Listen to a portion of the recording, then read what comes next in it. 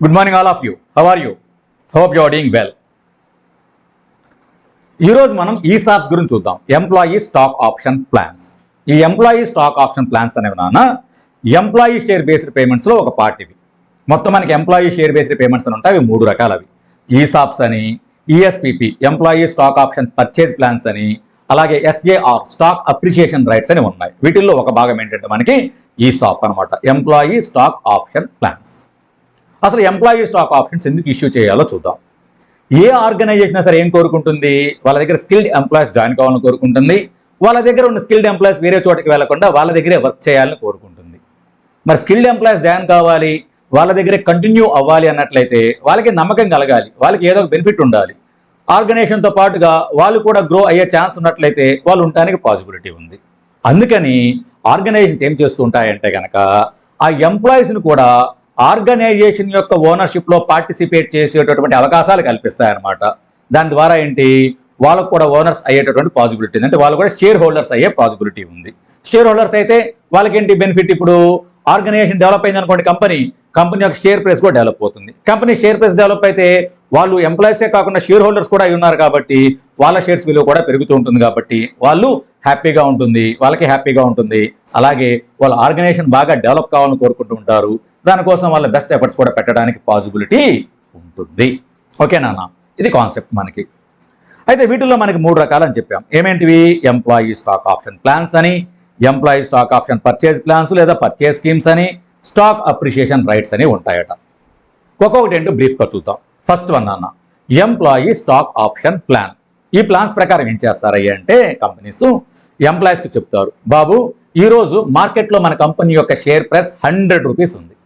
మీరు కనుక మా దగ్గర 3 ఇయర్స్ ఎక్కడ మానేయకుండా, అంటే వేరే చోటకి వెళ్లకుండా మా దగ్గరే కనుక మీరు ఎంప్లాయ్మెంట్లో ఉన్నట్లయితే 3 ఇయర్స్ అయిపోయిన వెంటనే ఒక్కొక్క ఎంప్లాయీ 1000 ఈక్విటీ షేర్స్ని 40 రూపీస్ చొప్పునే పర్చేజ్ చేసేటటువంటి అవకాశం కల్పిస్తాం. ఈ రోజు ఎంత మార్కెట్ ప్రైస్లో? 100. ఈ రోజే 100 ఉంది. కానీ మీరు మా దగ్గరే ఉన్నట్లయితే 3 ఇయర్స్ తర్వాత ఒక్కొక్క షేరు 40 రూపీస్ చొప్పున 1000 ఈక్విటీ షేర్స్ కొనుక్కునేటటువంటి అవకాశం కల్పిస్తాం అన్నారు. ఆప్షన్ ఇస్తున్నాం అని చెప్పారు. ఆప్షన్ అంటే ఎప్పుడు కూడా నాన్న ఎంప్లాయీకి అదొక రైట్, ఆబ్లిగేషన్ కాదు. అంటే ఒకవేళ తను 3 ఇయర్స్ ఉన్నాడే అనుకోండి, ఉన్న తర్వాత ఆ రోజు మార్కెట్ ప్రైస్ కనుక 40 కంటే ఎక్కువ ఉంటే పర్చేజ్ చేస్తాడు, 40 కంటే తక్కువ ఉన్నట్లయితే అతనికి పర్చేజ్ చేయాల్సిన అవసరం లేదు. Option is always a right but not an obligation. దీనివల్ల ఇప్పుడు ఏమైంది, మనకి ఎంప్లాయీస్ ఏమనుకుంటారు, ఈరోజు 100 ఉంది, నేను 3 ఇయర్స్ ఇక్కడే ఉన్నట్లయితే ఆ రోజు మార్కెట్ ప్రైస్ ఎంత ఉన్నా సరే నాకు ఒక్కొక్క షేర్ 40K ఇస్తాడు. సే ఫర్ ఎగ్జాంపుల్ ఆ రోజు 200 ఉంది అనుకోండి, నాకు 40K వస్తుంది. అంటే ఒక్కొక్క షేర్ మీద నాకు 160 రూపీస్ నాకు ప్రాఫిట్ వస్తుంది. అలాగా 1000 షేర్స్ అంటే 1000 × 160, 1,60,000 I'm going to get the benefit అనుకుంటాడు. ఎవరు? ఎంప్లాయీ. అలాగే అక్కడ నుంచి అతను కూడా ఏమవుతాడు, ఈక్విటీ షేర్ హోల్డర్ కూడా అవుతాడు. అవునా కదా నాన్న? సో అంటే వరంగా participation of the employee in the ownership. దీనివల్ల ఏమవుతుంది, ఈ ఆఫర్ బాగానే ఉన్నట్లయితే వాళ్ళు బయటకు ఎక్కడికి వెళ్లకుండా మన ఆర్గనైజేషన్లోనే కంటిన్యూ అయ్యేటటువంటి పాసిబిలిటీ ఉంది. ఇది ఎంప్లాయీ స్టాక్ ఆప్షన్ ప్లాన్స్కి సంబంధించినటువంటి బ్రీఫింగ్. మరి ఎంప్లాయీ స్టాక్ పర్చేజ్ ప్లాన్స్ అంటే దీంట్లో ఏమంటారంటే, బాబు ఎట్లా మేము పబ్లిక్ ఇష్యూ చేద్దాం అనుకుంటున్నాం, షేర్స్ కొని ఇష్యూ చేద్దాం అనుకుంటున్నాం. మార్కెట్ ప్రైస్ అయితేనేమో 100, అంటే బయట వాళ్ళకైతేనేమో 100 రూపీస్కి ఇష్యూ చేస్తున్నాం. మీరు మన ఎంప్లాయీస్ కాబట్టి ఒక్కొక్క షేర్ మీరు 70 రూపీస్ చొప్పున పర్చేజ్ చేయొచ్చు. కానీ ఒక్కొక్క ఎంప్లాయీ ఒక 100 షేర్స్, అంతకంటే ఎక్కువ కొనడానికి లేదని చెప్పి ఒక లిమిట్ పెడుతున్నామని చెప్పారు. ఇప్పుడేంటి, ఒక్కొక్క ఎంప్లాయీ ఈ 100 షేర్స్ కోసం మార్కెట్ ప్రైస్ 100 రూపీస్ పెట్టాల్సిన అవసరం లేదు నాన్న, 70 రూపీస్ చొప్పున పర్చేజ్ చేయొచ్చు. అంటే వాళ్ళకి బెనిఫిట్ ఎంత వస్తుంది? 30 రూపీస్. అలాగే వాళ్ళకు కూడా ఏం కొనుక్కునే అవకాశం వచ్చింది? ఈక్విటీ షేర్స్, మార్కెట్ ప్రైస్ కాదు, తక్కువ కొనుక్కునేటటువంటి అవకాశం వచ్చింది. అంటే ఇక్కడ కూడా ఆ కంపెనీ యొక్క ఓనర్షిప్లో పార్టిసిపేట్ చేసేటటువంటి అవకాశం ఒకటి వాళ్ళకి ఇచ్చాము. ఒకవేళ కొంచెం టైం పెడతారు, 1 మంత్లో మీరు పర్చేజ్ చేసుకోవాలి, 1 మంత్లో పర్చేజ్ చేయకపోతే మాత్రం ఆఫర్ ల్యాప్స్ అయిపోతుంది అని చెప్తారు. సో ఈ 1 మంత్లో ఎవరైతే కావాలనుకుంటారో వాళ్ళు పర్చేజ్ చేసుకుంటారు. So this is also one of the form of participation of the employees in the ownership of the company. ఇవే కాకుండా స్టాక్ అప్రిసియేషన్ రైట్స్ అని ఉంటాయి నాన్న. స్టాక్ అప్రిసియేషన్ రైట్స్ అంటే ఏం లేదు. దీంట్లో ఏమంటారంటే, బాబు ఒక్కొక్క ఎంప్లాయీకి ఒక 1000 స్టాక్ అప్రిసియేషన్ రైట్స్ ఇస్తున్నాము. ఈ రైట్స్ మీరు ఎప్పుడు ఎక్సర్సైజ్ చేసుకుంటారో తెలుసా? మీరు కనుక మా దగ్గర 3 ఇయర్స్ కంటిన్యూస్గా సర్వీస్లో ఉన్నట్లయితే ఆ 3 ఇయర్స్ తర్వాత వీటిని మీరు ఎక్సర్సైజ్ చేసుకోవచ్చు. ఇవేంటివంటే నాన్న ఒక కట్ ఆఫ్ ప్రైస్ పెడతారు. ఈరోజు 100 రూపీస్ ఉంది కదా, ఆ 3 ఇయర్స్ తర్వాత market price of the share అన్నది 200 150 ఎంతో ఒక కట్ ఆఫ్ ప్రైస్ పెడతారు. ఎగ్జాంపుల్ 200 అనుకుందాం. ఆ 3 ఇయర్స్ తర్వాత ఆ 3 ఇయర్స్ ఎండింగ్కి మార్కెట్ ప్రైస్ అన్నది 200 దాటి ఎంత ఉన్నా సరే 200 దాటి ఎంత ఉన్నా సరే ఎంత అప్రిషియేట్ అయినా సరే ఆ అప్రిషియేట్ అయిన అమౌంట్ అంతా కూడా మీకే ఇచ్చేస్తాం. అలాగే ఎన్ని షేర్ల మీద ఎన్ని రేట్స్ ఇస్తున్నాం మీకు? ఒక్కొక్కరికి 1000 SARs అంటున్నాం కదా, అంటే 1000 ఇంటూ ఆ డిఫరెన్స్ మీకు పే చేస్తాం. సే ఫర్ ఎగ్జాంపుల్ ఆ రోజు కనుక ఆ థర్డ్ ఇయర్ ఎండింగ్కి వచ్చేసరికి 350 కనుక ఉంది అనుకోండి. ఈ 3 ఇయర్స్ ఎవరైతే కంటిన్యూస్గా ఉంటున్నారో ఆ ఎంప్లాయీస్ అందరికీ కూడా ఇప్పుడు 350 మైనస్ కట్ ఆఫ్ ప్రైస్ ఎంత చెప్పారు? 200. సో ఆ డిఫరెన్స్ ఎంత ఉంది? ఆ 150 ఇంటూ ఒక్కొక్కరికి ఎంత ఇచ్చారు రైట్స్? 1000 SARs ఇచ్చారు కాబట్టి 1000 ఇంటూ 150 ఆ 1,50,000 క్యాష్ రూపంలో కానీ లేదా 1,50,000కి సమానమైన ఈక్విటీ షేర్స్ ఇవ్వడం కానీ చేస్తారు. ఏ రూపంలో ఇస్తారనే సంగతి కాంట్రాక్ట్లోనే చెప్తారు. అంటే కాంట్రాక్ట్లో SARs ఇష్యూ చేసేటప్పుడు ఏమని చెప్తారంటే ఫస్ట్ ఆ డిఫరెన్స్కి క్యాష్ ఇస్తామని చెప్పొచ్చు, లేదు ఆ డిఫరెన్స్కి మేము ఈక్విటీ షేర్స్ ఇస్తామని చెప్పొచ్చు, లేదు మా ఇష్టం కంపెనీ ఇష్టం ఆ డిఫరెన్స్కి ఈక్విటీ షేర్స్ అయినా ఇస్తాము లేదా క్యాష్ అయినా ఇస్తామని కూడా చెప్పవచ్చు. లేదు మీకే ఇస్తున్నాం ఛాన్స్, మీరు ఏది కావాలంటే అది తీసుకోవచ్చు, ఆ డిఫరెన్స్కి సమానమైన ఈక్విటీ షేర్స్ అయినా తీసుకోవచ్చు లేదా క్యాష్ అయినా తీసుకోవచ్చు. ఇలా 4 రకాలుగా ఎలాగైనా కాంట్రాక్ట్లో వాళ్ళు చెప్పుకోవచ్చు. వీటిని మనం స్టాక్ అప్రిసియేషన్ రైట్స్ అంటాం. అయితే మన ఐపీసీసీ సిలబస్లోనన్నా ESOPs ఉన్నాయి ఇంటర్లో మనకి. ఓకే, మనకి ఇంటర్లో ESOPs అలాగే ESPP ESPS మీద కూడా కొన్ని ప్రాబ్లమ్స్ ఉన్నాయి, చిన్నవి అవి. ESOPs చూద్దాం first. Employee stock option plans. మరి ఎంప్లాయీ స్టాక్ ఆప్షన్స్ కనుక ఒక కంపెనీ కనుక ఏమైనా ఇష్యూ చేసినట్లయితే అటువంటప్పుడు వాటికి సంబంధించి కంపెనీ బుక్స్లో అకౌంటింగ్ ఎలా చేయాలి అన్నదే మనం ఇప్పుడు చూడబోతున్నాం. Accounting for ESOPs. ఓకే, అయితే దీనికి సంబంధించి ICAI ఒక గైడెన్స్ నోట్ని ఇష్యూ చేస్తున్నాను. There is a guidance note for accounting for ESOPs. Okay, listed companies అయితే సెబీ గైడ్లైన్స్ కూడా ఫాలో అవ్వాల్సి వస్తూ ఉంటుంది. ఇండియాస్ అయితే సపరేట్గా ఒక స్టాండర్డ్ ఉంది 102 అని చెప్పి షేర్ బేస్డ్ పేమెంట్స్. అది ఫైనల్ సిలబస్లో కానీ ఇంటర్ సిలబస్లో అది మనకి లేదు. ఇంటర్ సిలబస్కి సంబంధించి మనం ఆ గైడెన్స్ నోట్ని మనం అప్లై చేసి ESOPsకి అకౌంటింగ్ చెయ్యాలి. ఓకేనా? అయితే ఈ ESOPsకి అకౌంటింగ్ చేసేటప్పుడు నెంబర్ ఆఫ్ డెఫినేషన్స్ చెప్పింది, చాలా డెఫినేషన్స్. ఏమేంటివంట? ఎంప్లాయీ అంటే ఎవరు, ఎంప్లాయీ స్టాక్ ఆప్షన్ అంటే ఏంటి, ఆ ప్లాన్ అంటే ఏంటి, గ్రాంట్ డేట్ అంటే ఏంటి, వెస్టింగ్ డేట్ అంటే ఏంటి, వెస్టింగ్ కండిషన్స్ అంటే ఏంటి, వెస్టింగ్ పీరియడ్ అంటే ఏంటి, ఎక్సర్సైజ్ పీరియడ్ అంటే ఏంటి, fair value of the option అంటే ఏంటి, intrinsic value of the option అంటే ఏంటి అని ఇలా రకరకాల డెఫినేషన్స్ కొన్ని చెప్పిందన్న. అవన్నీ మనకు అర్థమైతే కానీ ఈ అకౌంటింగ్ చేయటం మనకి కుదరదు. అయితే అవన్నీ చాలా చిన్నవి చిన్న డెఫినేషన్స్. ఎక్కువ చాలా డెఫినేషన్స్ కనపడుతున్నాయని కంగారు పడకండి. ఒక ఎగ్జాంపుల్ చూసుకుంటే ఆ ఎగ్జాంపుల్లోనే అన్ని డెఫినేషన్స్ యొక్క అర్థం మనకి తెలిసిపోతుంది. ఒక చిన్న ఎగ్జాంపుల్ తీసుకుందాం. Is it clear? ఫస్ట్ అసలు ఎంప్లాయీ అంటే ఎవరయ్యా అంటే director of the company, whole time కావచ్చు పార్ట్ టైం అయినా కావచ్చు అలాగే ఆఫీసర్ ఆఫ్ ది కంపెనీ అయి ఉండొచ్చు, అలాగే permanent employee of the company, whether working in India or outside India. బయట వర్క్ చేస్తున్నా సరే కంపెనీ యొక్క పర్మనెంట్ ఎంప్లాయీ అయితే సరిపోతుంది. అలాగే ఒక కంపెనీ మరి ఎవరికి ESOPs employee stock options issue చేయవచ్చాయి అంటే ఆ కంపెనీ యొక్క ఎంప్లాయీస్కైనా ఇష్యూ చేసుకోవచ్చట. ఆ కంపెనీ యొక్క సబ్సిడరీ కంపెనీ ఉంటుంది కదా, ఆ సబ్సిడరీ కంపెనీ యొక్క ఎంప్లాయీస్కి కూడా ఈ కంపెనీ ఇష్యూ చేయొచ్చట, అది కూడా చేయొచ్చట. లేదా ఈ కంపెనీ యొక్క పేరెంట్ కంపెనీ ఏమన్నా ఉంటే ఆ ఎంప్లాయీస్కి కూడా మనం ఇష్యూ చేయవచ్చట. అలాగే అసోసియేట్ కంపెనీస్ ఏమన్నా ఉంటే ఆ ఎంప్లాయీస్కి కూడా ESOPsని ఇష్యూ చేయవచ్చట. అంటే ఈ కంపెనీ యొక్క ఎంప్లాయీస్కే కాదు, ఈ కంపెనీ సబ్సిడరీ కంపెనీ ఎంప్లాయీస్కి ఇవ్వచ్చు, అలాగే పేరెంట్ కంపెనీ ఎంప్లాయీస్కి ఇవ్వచ్చు మనం, అలాగే అసోసియేట్ కంపెనీ ఎంప్లాయీస్ కూడా మనం ESOPsని ఇష్యూ చేయవచ్చు, ఎంప్లాయీ స్టాక్ ఆప్షన్స్ ఇష్యూ చేయవచ్చు అని చెప్పింది. ఓకేనా అన్న? అయితే ఒక చిన్న ఎగ్జాంపుల్ తీసుకొని మిగతా డెఫినేషన్స్ కూడా చూద్దాం మనం. ఎగ్జాంపుల్ ఏంటి చూడండి. ఒకటి, on 1/4/2016 X Limited granted 1000 options each to 50 employees at ₹40 per share. అంటే దీని అర్థం ఏంటంటే మొత్తం 50 మంది ఎంప్లాయీస్ ఉన్నారంట X Limited. అది 50 మంది ఎంప్లాయీస్కి ఒక్కొక్కరికి 1000 ఆప్షన్స్ ఇచ్చిందంట, గ్రాంట్ చేసింది. ఇంకా షేర్స్ ఇవ్వలేదు ఆప్షన్స్ని గ్రాంట్ చేసింది. ఏ రోజు? 1/4/2016. ఏమని? ఒక్కొక్కటి ₹40 చొప్పునట. అంటే మార్కెట్లో ఎంత ధర ఉందో లేదు తెలియదు కానీ మీరు మాత్రం ఒక్కొక్క షేర్ని ₹40 చొప్పున పర్చేజ్ చేసే ఆప్షన్ వాళ్ళకి ఇచ్చింది. అలాగ ఒక్కొక్క ఎంప్లాయీకి 1000 ఆప్షన్స్ ఇచ్చిందంట, అంటే 1000 షేర్స్ కొనుక్కోవచ్చు. అలా ఎంతమంది ఎంప్లాయీస్ ఉన్నారు?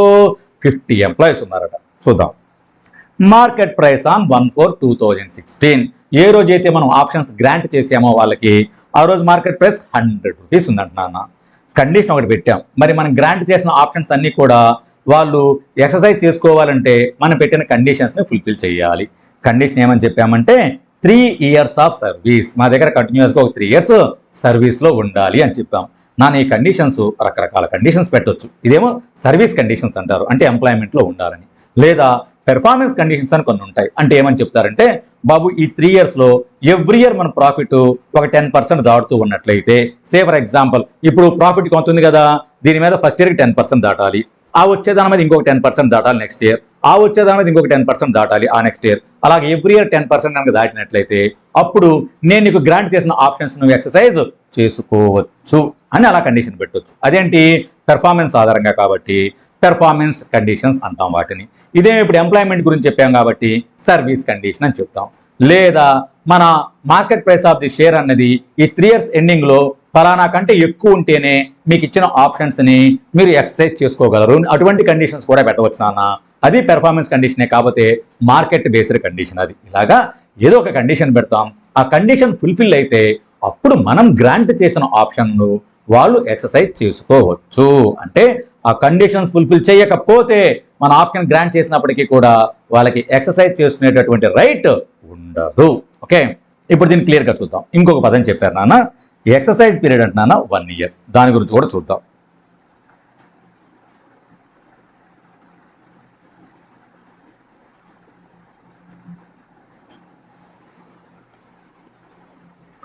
ఫస్ట్ వన్ నాన్న, ఏ రోజు అసలు మనం కంపెనీ ఆప్షన్స్ గ్రాంట్ చేసింది వాళ్ళకి?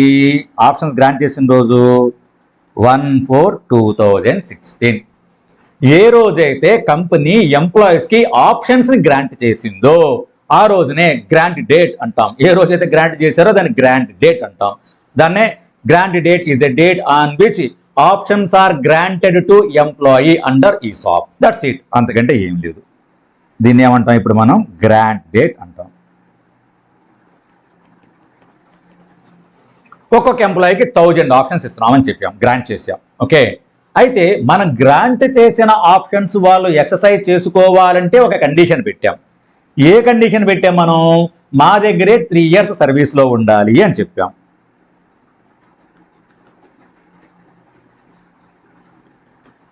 3 years ఆఫ్ సర్వీస్ అని పెట్టాం. ఇది ఒక కండిషన్ పెట్టాం. మరి 3 years ఆఫ్ సర్వీస్ ఎప్పటికైపోతుందానా? 1/4/2016 నుంచి 3 years అంటే 31st March 2019కి. 31st March 2019కి.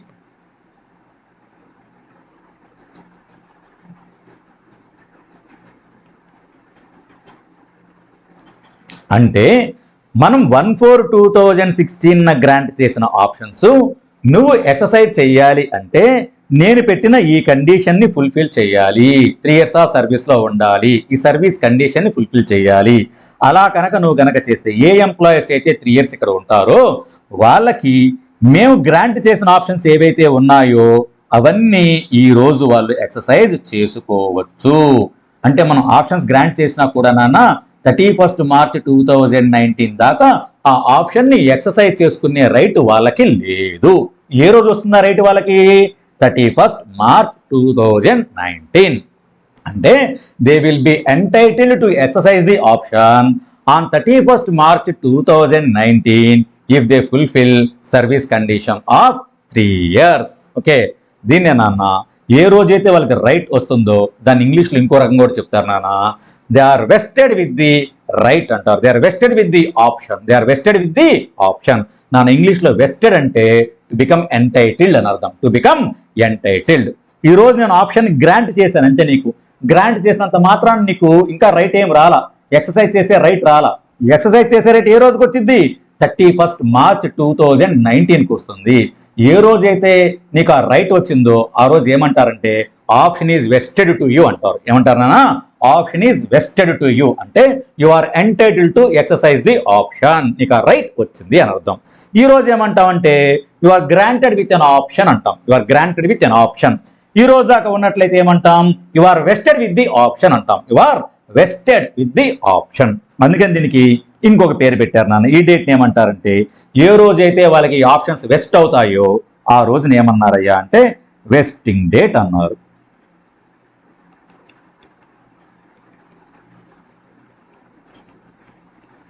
వెస్టింగ్ date అన్నారు. ఓకే, మరి నీకు గ్రాంట్ చేసిన ఆప్షన్స్ అన్నీ కూడా వెస్ట్ అవ్వాలంటే కొన్ని కండిషన్స్ చెప్పాంగా, ఆ కండిషన్స్ ఫుల్ఫిల్ కావాలి కదా. ఆ కండిషన్స్ ఫుల్ఫిల్ అయితేనే నీకు అది వెస్ట్ అవుతాయి. కాబట్టి ఈ కండిషన్స్ ఏవైతే ఉన్నాయో నాన్న, ఈ కండిషన్స్ పేరేమని పెట్టారయ్యా అంటే వెస్టింగ్ కండిషన్స్ అని పేరు పెట్టారు నాన్న.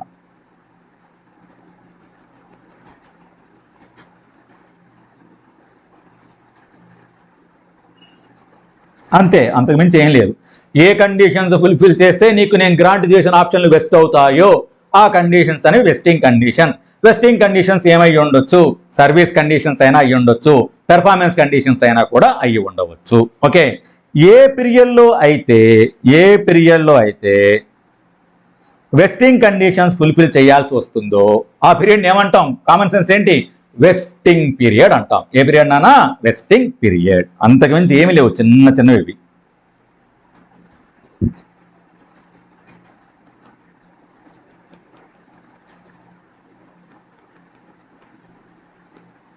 Very good. ఇప్పుడు ఎంప్లాయీస్ నాన్న 3 years ఉన్నారు. ఎంతమంది ఎంప్లాయీస్ ఉన్నారు, 50 ఎంప్లాయీస్. ఒక్కొక్కరికి ఎన్ని ఆప్షన్స్ ఇచ్చాం, 1000. 50 మంది కూడా ఈ రోజు దాకా ఉన్నారనే అనుకుందాం. అప్పుడు ఏమనుకుంటాం, they are vested with the options అంటాం.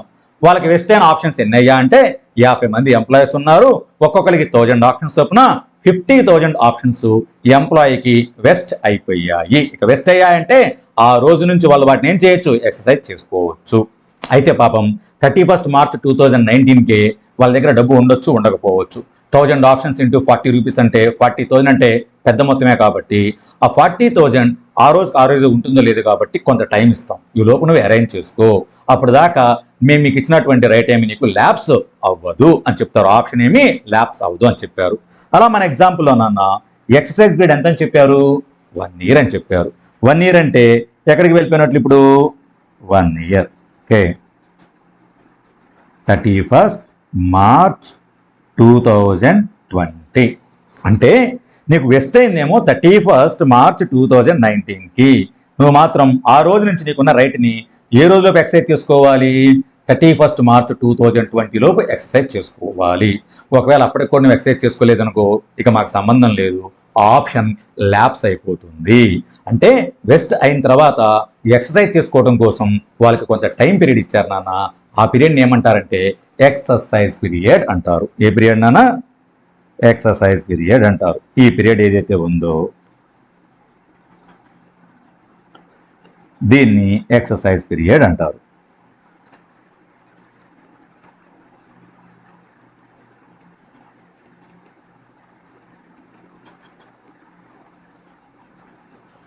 ఒకవేళ 31st March 2020 లోపు కనుక దాన్ని ఎక్సర్సైజ్ చేసుకోలేకపోయావే అనుకో, నీకు వెస్ట్ అయినప్పటికీ కూడా రైట్ నీకు, నువ్వు ఎక్సర్సైజ్ చేసుకోలేదు అనుకున్నా ఈ రోజుకి ఇంకేమైపోతాయంటే ఇవన్నీ కూడా ల్యాప్స్ అవుతాయి. అర్థమైందన్న, వెస్ట్ అయ్యి కూడా నీకు నువ్వు ఎక్సర్సైజ్ చేసుకోకపోతే అవి ల్యాప్స్ అయిపోయాయి అనుకో, ఆ ఆప్షన్కి ఒక పేరు పెడతారు నాన్న. ఏమంటారంటే వెస్ట్ అయ్యాయి కానీ ల్యాప్స్ అయిపోయాయి ఎక్సర్సైజ్ చేసుకోకుండా, దాన్ని ఏమంటాం, వెస్టెడ్ అండ్ ల్యాప్స్డ్ అంటాం. ఎక్సర్సైజ్ చూస్తున్నారంటే వెస్ట్ అయితేనే ఎక్సర్సైజ్ చేసుకోగలం నాన్న మనం. Is it clear? Very good. అయితే ఒకవేళ ఎవరైనా ఎంప్లాయీస్ ఇక్కడ దాకా లేరు నాన్న, ఏ రోజు దాకా 31st March 2019 దాకా లేరు, ఇక్కడో వెళ్ళిపోయారు, బయటికి వెళ్ళిపోయారు నాన్న. అటువంటిప్పుడు వాళ్ళకి కూడా ఈ ఆప్షన్ వెస్ట్ అవ్వదు, వాళ్ళకి ఆ రైట్ రాదు. వెస్ట్ కాకముందే వాళ్ళకి ఇచ్చిన ఆప్షన్ ల్యాప్స్ అయిపోయింది కాబట్టి దాన్ని ఏమంటారయ్యా అంటే అన్వెస్టెడ్ అండ్ ల్యాప్స్డ్ అంటాడు. అంటే ఈ పీరియడ్ కంటే ముందే కనుక ల్యాప్స్ అయిపోతే కనుక ఆప్షన్ అంటే అసలు వాళ్ళకి ఎంటైటిల్మెంటే రాలేదు అసలు. అటువంటిప్పుడు వాటిని ఏమంటారంటన్నా, ఇంకా వాళ్ళకి వెస్ట్ కాకముందే అవి ల్యాప్స్ అయిపోయాయి, అన్వెస్టెడ్ అండ్ ల్యాప్స్డ్. ఎగ్జాంపుల్ నాన్న, మనకు 50 ఎంప్లాయీస్ ఉన్నారు కదా, ఇక్కడ ఒక 10 ఎంప్లాయీస్ వెళ్ళిపోయారే అనుకోండి, 10 మంది వెళ్ళిపోయారే అనుకోండి. ఇప్పుడు వాళ్ళకి మనం ఎలాగైతే గ్రాంట్ చేసే ఆప్షన్లో ఎంత, 10 into 1000 అంటే ఎంత అయిపోయాయి, ఆ 10,000 ఆప్షన్స్ ఇక ఎంటైటిల్ చేసే దాన్ని ఎక్సర్సైజ్ చేసేటటువంటి రైటే వాళ్ళకి లేదు, అవి ల్యాప్స్ అయిపోయినట్లే. ఆ 10,000 ఆప్షన్స్ ఏమంటామంటే మనం ఇప్పుడు అన్వెస్టెడ్, వెస్ట్ కాకముందే ల్యాప్స్ అయిపోయాయి, అన్వెస్టెడ్ అండ్ ల్యాప్స్డ్. ఇక్కడికి ఎంతమంది ఉన్నారు అనుకుంటున్నాం? 40 మెంబర్స్ ఉన్నారు. వీళ్ళలో ఏం చేశారయ్యా అంటే ఒక 35 మెంబర్స్ మాత్రమే ఈలోపు ఆ రైట్ను ఉపయోగించుకొని షేర్స్ని పర్చేజ్ చేయగలిగారు నాన్న. ఒక 5 మెంబర్స్ మాత్రం, ఎంప్లాయీస్ మాత్రం ఏదో వాళ్ళ ప్రాబ్లమ్స్ వల్ల వాళ్ళు 31 మార్చ్ 2020 లోపు ఎక్సర్సైజ్ చేయలేకపోయారే అనుకోండి. ఎంతమంది ఉన్నారు? 5 ఉన్నారు. వాళ్ళకి ఇచ్చిన ఆప్షన్స్ ఎన్ని ఉన్నాయి? 1000 ఆప్షన్స్. అవన్నీ ఈ రోజుకి ఏమైపోతాయి? ల్యాప్స్ అయిపోతాయి. వీటిని ఏమంటారంటే పాపం వాళ్ళకి వెస్ట్ అయ్యాయి కానీ ల్యాప్స్ అయిపోయాయి. వీటిని ఏమంటాం? వెస్టెడ్ అండ్ ల్యాప్స్ అంటాం. అంతకు మించి ఏమీ లేదు నాన్న. ఓకేనా? Very good.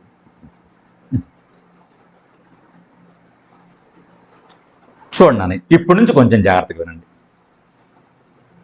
ఇక అకౌంటింగ్ పాయింట్ ఆఫ్ వ్యూ ఇప్పుడు మనకు తెలిసింది గ్రాంట్ డేట్ అంటే ఏంటో తెలిసింది, వెస్టింగ్ డేట్ అంటే ఏంటో తెలిసింది, వెస్టింగ్ కండిషన్స్ అంటే ఏంటో తెలిసాయి, వెస్టింగ్ పీరియడ్ అంటే ఏంటో తెలిసింది, అలాగే మనకి ఎక్సర్సైజ్ పీరియడ్ అంటే ఏంటో తెలిసింది, అన్వెస్టెడ్ అండ్ ల్యాప్స్ ఆప్షన్స్ అంటే ఏంటో తెలిసింది, వెస్టెడ్ అండ్ ల్యాప్స్ ఆప్షన్స్ అంటే ఏంటో కూడా మనకి తెలిసింది. క్లియర్ నానా? Very good. నెక్స్ట్ ఇక కొంచెం జాగ్రత్తగా ఇక్కడ నుంచి ఇంకా అకౌంటింగ్లోకి ఎంటర్ అవుతున్నాం మనం. కంపెనీ బుక్స్లో ఏం చేయాలి? అకౌంటింగ్ చేయాల్సి వస్తుంది. కన్జర్వేటివ్స్ ఏమని చెప్పింది నాన్న? యాంటిసిపేట్ ఆల్ పాసిబుల్ లాసెస్ అని చెప్పింది. ఓకే, గైడెన్స్ నోట్ కూడా ఏమని చెప్పిందంటే నువ్వు ఆప్షన్ ఏ రోజైతే వాళ్ళకి గ్రాంట్ చేసావో ఆ రోజే ఈ ఆప్షన్లకు సంబంధించి నీకు రాబోయే పాసిబుల్ లాస్ ఎంతో ముందుగా దాన్ని రికగ్నైజ్ చేయమని చెప్పింది. పాసిబుల్ లాస్ అని. పాసిబుల్ లాస్ అంటే ఎలా అనుకుంటాం? మొత్తం అసలు నువ్వు ఎన్ని ఆప్షన్స్ వాళ్ళకి గ్రాంట్ చేశావు? 50 మంది ఎంప్లాయీస్ ఉన్నారయ్యా, ఒక్కొక్కరికి 1000 ఆప్షన్స్ గ్రాంట్ చేశాను అంటే ఎన్ని ఆప్షన్స్? 50,000 ఆప్షన్స్ గ్రాంట్ చేశాను. Very good. ఈ 50,000 ఆప్షన్స్ వాళ్ళందరికీ వెస్ట్ అవుతాయి అనుకుంటున్నావా నీ ఎస్టిమేషన్ ప్రకారం? అంటే 50,000 50 మందికి కదా, 50 మంది కూడా 3 సంవత్సరాలు ఉంటారు అనుకుంటున్నావా? లేకపోతే మధ్యలో ఏమన్నా వెళ్ళే ఛాన్స్ ఉందని అనుకుంటున్నావా? లేదు లేదు. నాకేమనిపిస్తుందంటే నా పాస్ట్ ఎక్స్పీరియన్స్ ఆధారంగా ఎంప్లాయీస్ ఎవ్వరూ కూడా అసలు వెళ్ళరు, 3 సంవత్సరాలు ఖచ్చితంగా ఇక్కడే ఉంటారు. ఉంటే కనుక ఈ ఆప్షన్స్ అన్ని వాళ్ళకి ఏమవుతాయి? వెస్ట్ అవుతాయి. ఓహో, అలాగైతే మొత్తం 50 × 1000 ఆప్షన్స్ అంటే 50,000 options are expected to be vested with the employees. ఇవన్నీ కూడా వాళ్ళకి వెస్ట్ అవుతాయని ఎస్టిమేట్ చూస్తున్నాం ఈరోజు. ఓహో, అలాగా 50,000 ఆప్షన్స్ వాళ్ళకి వెస్ట్ కావచ్చు అనుకుంటున్నావు. Very good.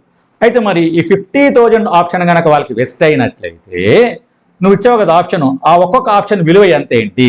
ఇక్కడ జాగ్రత్తగా విన్నాను.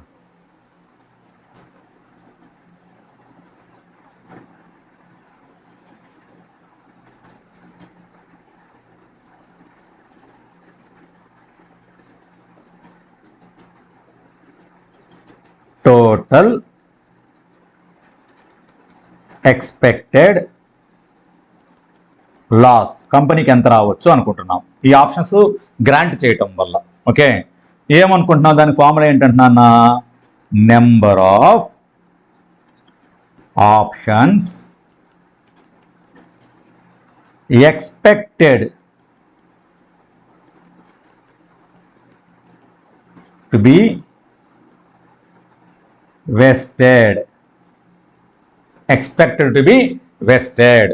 ఎన్ని వెస్ట్ అవుతాయని ఎక్స్పెక్ట్ చేస్తున్నాం. ఏ రోజు వెస్ట్ అయ్యేది? 31 మార్చ్ 2019కి మనం గ్రాంట్ చేసిన ఆప్షన్స్ లో ఎన్ని ఎంప్లాయీకి వెస్ట్ అవుతాయి అని చెప్పి అనుకుంటాం. నెంబర్ ఆఫ్ ఆప్షన్స్ ఎక్స్పెక్టెడ్ నాన్న, expected to be vested. Okay, on vesting date. ఆ రోజే కదా మరి.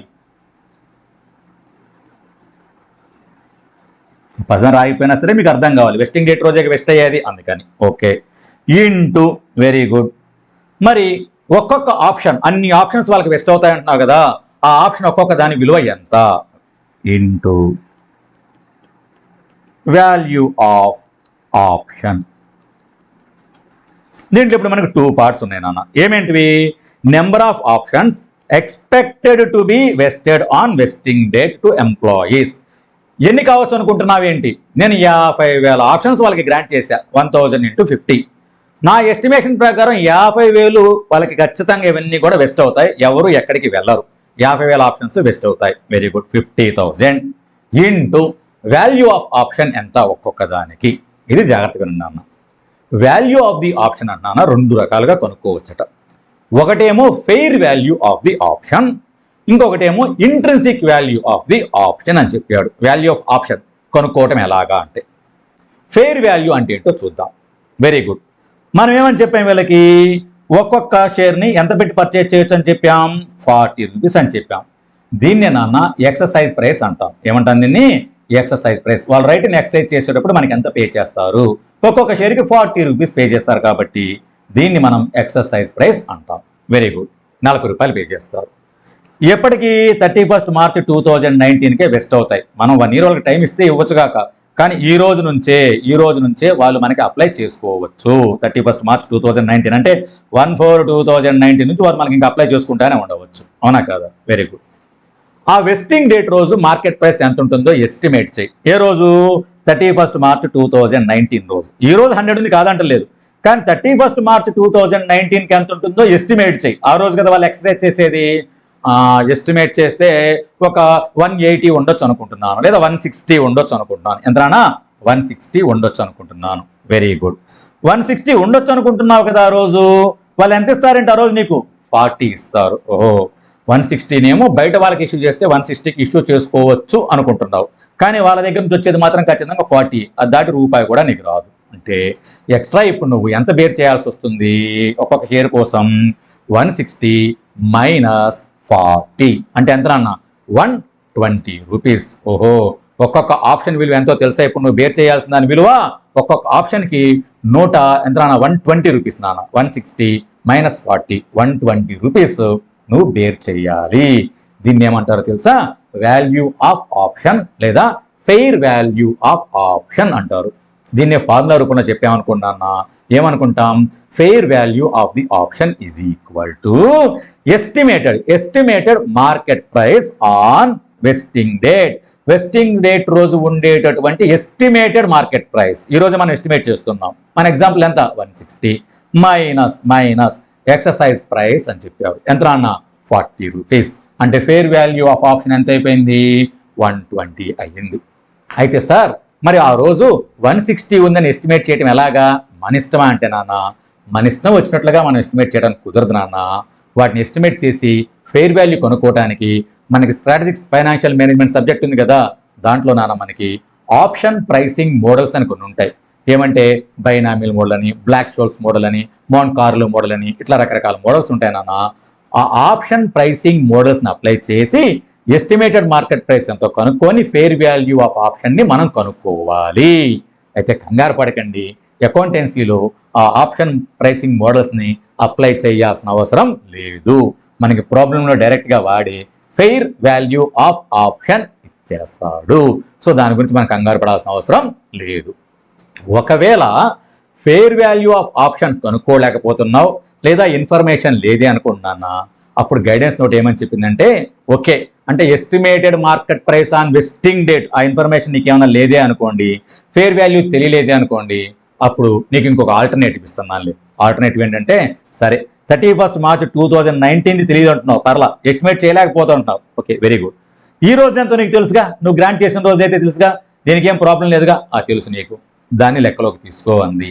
అప్పుడు వాల్యూ ఆఫ్ ఆప్షన్ ఎలా కనుక్కుంటారంటే, market price on grant date minus exercise price.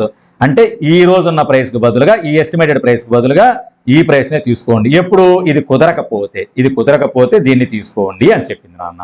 దీన్ని ఫెయిర్ వాల్యూ అంటల్లా. ఇది ఫెయిర్ వాల్యూ ఏమి కాదు, అది యాక్చువల్ ఫెయిర్ వాల్యూ. ఇది ఫెయిర్ వాల్యూ కాదు. ఆ ఫెయిర్ వాల్యూ ఇన్ఫర్మేషన్ లేదు కాబట్టి దీన్ని వాడుకుంటున్నా కాబట్టి దీనికి ఒక పేరు పెట్టింది నాన్న, ఇంట్రిన్సిక్ వాల్యూ ఆఫ్ ఆప్షన్ అని చెప్పింది. అంటే ఇప్పుడు ఆప్షన్స్కి నాన్న వాల్యూ ఆఫ్ ఆప్షన్ అనేది మనకి 2 రకాలు. ఫెయిర్ వాల్యూ ఆఫ్ ఆప్షన్ ఒకటి ఉంది, ఇంట్రిన్సిక్ వాల్యూ ఆఫ్ ఆప్షన్ ఒకటి ఉంది. ఫెయిర్ వాల్యూ ఎలా కనుక్కోవాలి? Formula estimated market price of share on vesting date. దీన్ని ఎస్టిమేట్ చేయాలి. లెస్ దాంట్లో నుంచి ఎక్సర్సైజ్ ప్రైస్, అది మనకు తెలుసు. ఈ ఎస్టిమేట్ చేసి ఈ ఫెయిర్ వాల్యూని కనుక్కోవడం కోసం ఆప్షన్ ప్రైసింగ్ మోడల్స్ ఉంటాయి నాన్న, వాటిని అప్లై చేయాలి. అకౌంటెన్సీలో మనకు అక్కర్లేదు. ఫెయిర్ వాల్యూ ఆఫ్ ఆప్షన్ అని చెప్పేసి ప్రాబ్లంలోనే ఇచ్చేస్తాడు. స్ట్రైట్ అవే మనం దాన్ని తీసుకుంటే సరిపోతుంది. ఒకవేళ ఫెయిర్ వాల్యూ ఇవ్వకపోయినా, ఫెయిర్ వాల్యూ కనుక్కునేటటువంటి ఇన్ఫర్మేషన్ లేకపోయినా, అది పాసిబిలిటీ లేకపోయినా, అప్పుడు ఇంకొక ఆల్టర్నేటివ్ చెప్పింది. సరే అటువంటిప్పుడు ఈ ప్రైస్ గురించి తెలియకపోతే దాన్ని వదిలేసేలే, కానీ నీకు తెలిసిన ప్రైస్తో వెళ్ళిపో చాలు అన్నారు. ఏ రోజైతే ఆప్షన్ను గ్రాంట్ చేసావో ఆ రోజు ఉన్నటువంటి మార్కెట్ ప్రైస్ తీసుకొని దాంట్లో నుంచి ఎక్సర్సైజ్ ప్రైస్ తీసేయి. ఇది కూడా వాల్యూ ఆఫ్ ఆప్షనే, కానీ ఇది ఫెయిర్ వాల్యూ అయితే కాదు. ఇది ఇంట్రెన్సిక్ వాల్యూ అన్నారు. ఇది లేకపోతే ఇది తీసుకుంటావు నాన్న, ఇది ఉంటే దీన్నే తీసుకుంటావు. ఎప్పుడు ఫస్ట్ ప్రిఫరెన్స్ దేనికి ఇవ్వాలంటే ఫెయిర్ వాల్యూకి ఇవ్వాలి నాన్న. అది లేనప్పుడు దేనికి వస్తామంటే మనం ఇంట్రెన్సిక్ వాల్యూకి వస్తాం. ఇజ్ ఇట్ క్లియర్ నాన్న? Very good. నెక్స్ట్ ఇప్పుడు చూద్దాం. ఇప్పుడు మన ఎగ్జాంపుల్లో మరి మనకి ఫెయిర్ వాల్యూకి సంబంధించినటువంటి ఇన్ఫర్మేషన్ ఎక్కడ కూడా ఈ ఎగ్జాంపుల్లో మనం ఇవ్వలేదు నాన్న. అందుకని ఏం చేస్తాం, ఇక్కడ మనం ఇంట్రెన్సిక్ వాల్యూనే కనుక్కుంటాం. ఇంట్రెన్సిక్ వాల్యూ అంటే గ్రాండ్ డేట్ రోజు ఉన్నటువంటి 100 రూపీస్లో నుంచి ఎక్సర్సైజ్ ప్రైస్ 40 తీసేస్తే 60 ఉంది కదా, అది ఇంట్రెన్సిక్ వాల్యూ ఆఫ్ ఆప్షన్ అవుతుంది. ఇప్పుడు నాన్న టోటల్ ఎక్స్పెక్టెడ్ లాస్ ఎలా కనుక్కోవచ్చో చూద్దాం. Total expected loss is equal to, బాబు అన్ని ఆప్షన్స్ వెస్ట్ అవుతాయని ఎక్స్పెక్ట్ చేస్తున్నా. ఫస్ట్ కేసు నాది 1 by 1 వెళ్దాం, స్టెప్ బై స్టెప్. ఓకే, అన్ని అంటే 50 ఎంప్లాయీస్ ఉన్నారు, ఒక్కొక్కరికి నేను 1000 ఆప్షన్స్ ఇచ్చాను. ఇవన్నీ కూడా వాళ్ళకి వెస్ట్ అవుతాయని ఎస్టిమేట్ చేస్తున్నాను. ఇంటూ ఒక్కొక్క దాని విలువ ఎంత అయ్యా అంటే ఇంట్రెన్సిక్ వాల్యూ 100 minus 40 అంటే 60 నాన్న అక్కడ. సో 50,000 ఇంటూ 60 ఎంత రాన్న మనకి అది రూపీస్ 30 lakhs. ఈ 30 lakhs అన్నది నీకు టోటల్ ఎస్టిమేటెడ్ లాస్. అయితే మరి ఈ లాస్ని ఎప్పుడు రికగ్నైజ్ చేయాలయ్యా అంటే, ఈ లాస్ నీకు వచ్చే రోజు ఏ రోజు పాజిబిలిటీ నీకుంది? 31st March 2019 కదా, ఈ రోజు కాదు కదా వచ్చేది. Possible loss on 31st March 2019 కదా. అందుకని ఈ లాస్ని, ఈ వెస్టింగ్ పీరియడ్ ఏదైతే ఉందో ఈ పీరియడ్లో దాన్ని నువ్వు ఎలకేట్ చేసుకో అని చెప్పింది. ఆ పీరియడ్లో రికగ్నైజ్ చెయ్యి అని చెప్పింది. ఇప్పుడు ఎంతకాలం ఉంది మనకి? 3 years. 30 lakhs divided by 3 years అంటే సంవత్సరానికి ఇప్పుడు ఎంత రికగ్నైజ్ చేయాలన్న పాజిబుల్ లాస్ని మనం 10 lakhs అని. అంటే ఫస్ట్ ఇయర్ ఎంత రికగ్నైజ్ చేయాలి మనం? 10 lakhs. అలాగే సెకండ్ ఇయర్ ఎండింగ్లో ఎంత రికగ్నైజ్ చేయాలి?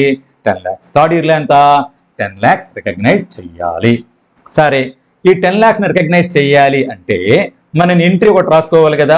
ఏ కాస్ట్ అనుకోవాలి ఏంటి? నేను ఇది ఈ పాసిబుల్ కాస్ట్కి ఏమైనా పేరు పెట్టవచ్చా అంటే ఒక పేరు పెట్టమని చెప్పింది అన్న. ఎంప్లాయీ కాంపన్సేషన్ ఎక్స్పెన్స్ అని పెట్టుకో అని చెప్పింది గైడెన్స్ నోట్. ఏమని చెప్పిందన్నా? ఎంప్లాయీ కాంపన్సేషన్ ఎక్స్పెన్స్ అని పెట్టుకో. ఓహో, employee compensation expense debit 10 lakhs. ఏ రోజు? ఎంట్రీ చూద్దాం నాన్న. ఇప్పుడు ఫస్ట్ ఇయర్ ఎండింగ్కి వచ్చేసాం.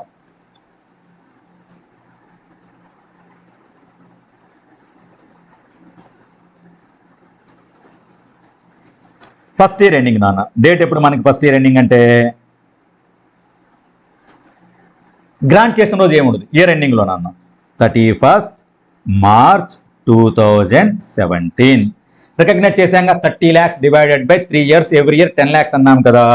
ఎంట్రీ ఏముండి వస్తున్నామంటే employee compensation expense account debit 10 lakhs. Very good. మరి ఈ ఎంప్లాయీ కాంపన్సేషన్ ఎక్స్పెన్స్ కదా ఎందుకు రికగ్నైజ్ చేస్తున్నావు? దేనికోసం అయ్యా అంటే on account of employee stock options issued out standing. నేను కొన్ని ఎంప్లాయీ స్టాక్ ఆప్షన్స్ ఇష్యూ చేశాను, అవి ఇంకా ఎక్సైజ్ చేయలేదు, వాళ్ళు అవుట్ స్టాండింగ్ ఉన్నాయి. వాళ్ళు కనుక ఎక్సైజ్ చేసినట్లయితే అప్పుడు నేను వాళ్ళకి పే చేయాల్సినటువంటి లైబిలిటీ ఇది, దానికోసం ప్రొవైడ్ చేస్తున్నాను. కాబట్టి on account of employee stock options out standing ఈ ఎక్స్పెన్స్ రికగ్నైజ్ చేస్తున్నాను కాబట్టి ఆ అకౌంట్కి ట్రాన్స్ఫర్ చేయమంది. టు ఏమని రాస్తాం ఇప్పుడు? Employee stock options outstanding account అని రాస్తాం. ఎంత నాన్న? 10 lakhs రాస్తాం. ఏ రోజు? 31st March 2017. తర్వాత నాన్న యాజ్ యూజువల్గా మరి ఈ ఎక్స్పెన్స్ ఏదైతే ఉందో that shall be transfer to profit and loss statement. Entry ఏమని రాసుకుంటాం దానికి? నెక్స్ట్ అదే రోజు ఇంకొక entry employee compensation profit and loss account debit 10 lakhs to employee compensation expense account. How much is that? 10 lakhs. Clear నాన్న? ఈ 2 entries రాసాం. అలాగే మళ్ళీ సెకండ్ ఇయర్ కూడా వెళ్ళిపోయాం నాన్న. సెకండ్ ఇయర్ ఎండింగ్ ఎప్పుడు? 31st March 2018. సేమ్ ఎంట్రీ, అదే amount. Employee compensation expense account debit to employee stock options outstanding account 10 lakhs. మళ్ళీ P&L account debit 10 lakhs to employee compensation expense అని రాసుకుంటాం. అలాగే third year కూడా మళ్ళీ అదే amount కాబట్టి ఎక్స్పెన్స్ మనకి మారలేదు కాబట్టి ఎగ్జాంపుల్లో మళ్ళీ అదే ఎంట్రీ. అంటే ఎప్పటి నుంచి ఎప్పటిదాకా రాసుకుంటాం ఇది? 31st March 2017 నుంచి ఎప్పటిదాకా రాస్తాం మనం ఇది? 31st March 2019 దాకా ఇవే ఎంట్రీస్ రాస్తాం. ఓకే, మనం ఏమనుకున్నాం? అందరికీ బెస్ట్ అవుతాయి అనుకున్నాం. ఫస్ట్ కేసు నాన్న 1 by 1 చూద్దాం. అంటే 50 మంది ఎంప్లాయీస్ కూడా 3 సంవత్సరాలు ఉన్నారు, అందరికీ 1000 ఆప్షన్స్ బెస్ట్ అయ్యాయి. Very good, 50,000 options. మనం అనుకున్న విధంగానే ఆ రోజుకి 31st March 2019కి 50 మంది ఎంప్లాయీస్ మన దగ్గర ఉన్నారు, కానీ ఎవ్వరు కూడా ఆర్గనైజేషన్ వదిలిపెట్టి వెళ్ళలేదు. ఇప్పుడు వాళ్ళకి ఏం చెప్పాం? అప్పటి నుంచి ఏమన్నాం? 1 year లోపు మీరు ఎక్సర్సైజ్ చేసుకోవచ్చు అని చెప్పాం. అవునా కదా నాన్న? అయితే అందరూ ఏం చేశారంటే బాగా వెయిట్ చేస్తున్నారు ఈ రోజు కోసమే. రెడీగా అందరి దగ్గర డబ్బులు కూడా ఉన్నాయి. అందరూ ఒక ఎగ్జాంపుల్ అనుకుందాం, 1/4/2019కి ఏం చేశారయ్యా అంటే అందరూ అప్లై చేసేసుకున్నారు. ఎప్పుడు? 1/4/2019కి అప్లై చేసేసుకున్నారు. ఎంతమంది? 50 మంది ఎంప్లాయీస్. ఇప్పుడు చూద్దాం నాన్న ఎంట్రీ ఏమని రాస్తామో చూద్దాం. ఆ రోజు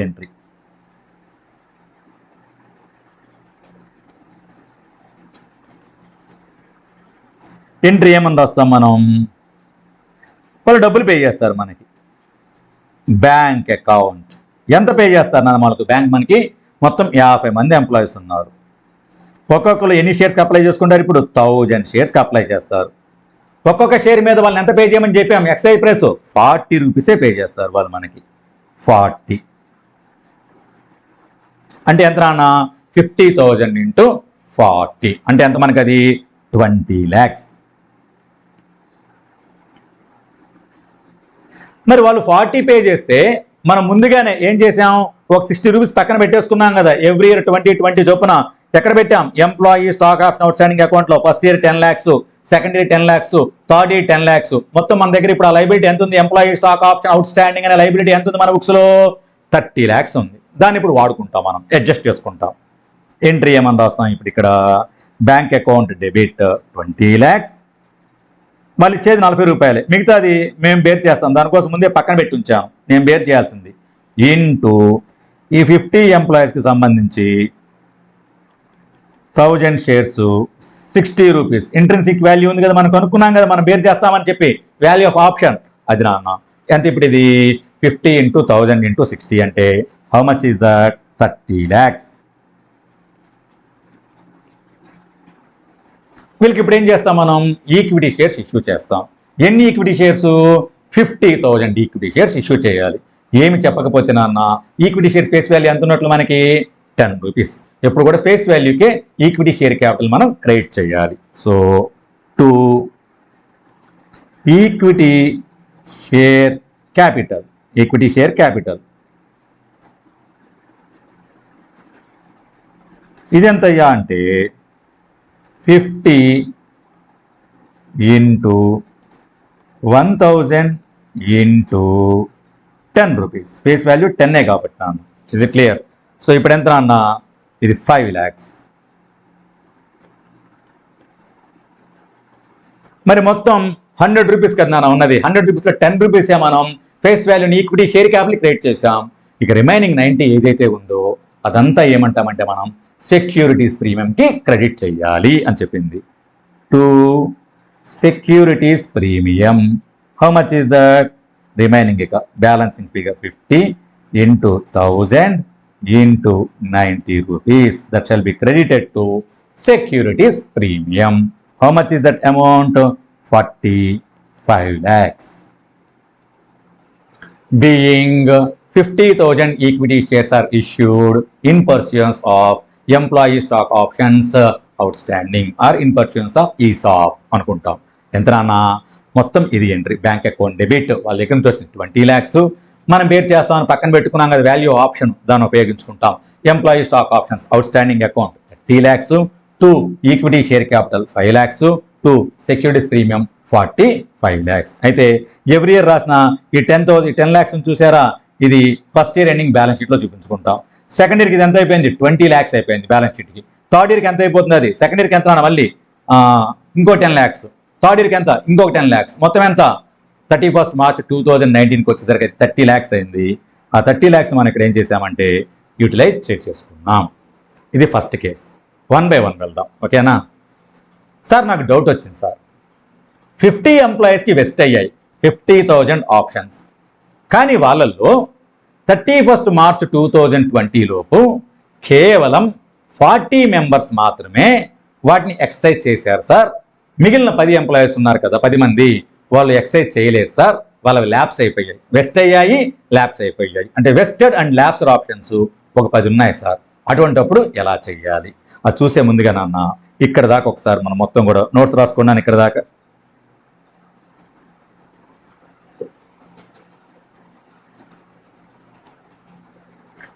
నాన్న అకౌంటింగ్ పర్పస్ల కోసం నాన్న వీటినే మళ్ళీ ఎంప్లాయీ షేర్ బేస్డ్ పేమెంట్స్ని 3 రకాలుగా అంటారు. ఈక్విటీ సెటిల్ ప్లాన్స్ అని, క్యాష్ సెటిల్ ప్లాన్స్ అని, equity settle with cash alternatives అని. ఈసాప్స్లో ఏం చేస్తాం, మన వాళ్ళకి షేర్స్ ఇస్తాం. ఎంప్లాయీ స్టాక్ పర్చేజ్ ప్లాన్స్లో కూడా ఏం చేస్తాం, షేర్లు ఇస్తాం. సో ఈ రెండింటిని మనం ఏమంటామంటే నాన్న ఈక్విటీ సెటిల్డ్ ప్లాన్స్ అంటాం. చివరికి ఈక్విటీ షేర్స్ రూపంలో వీటిని సెటిల్ చేస్తామని. స్టాక్ అప్రిషియేషన్ రేట్స్లో మాత్రం ఏం చేయొచ్చు, మనం ఈక్విటీ షేర్స్ అయినా ఇవ్వచ్చు. ఈక్విటీ షేర్స్ ఇచ్చామనుకోండి ఈక్విటీ సెటిల్ ప్లాన్ అవుతుంది. క్యాష్ ఇచ్చామే అనుకోండి క్యాష్ సెటిల్ ప్లాన్ అవుతుంది. లేదా ముందే చెప్పాం కావాలనుకుంటే ఈక్విటీ షేర్స్ లేదా క్యాష్ ఏదో ఒకటి ఇస్తామని. వాటిని ఏమంటారంటే equity settle plans with cash alternatives అంటారు. అంతకు మించి ఏమీ లేదు నాన్న. ఓకే,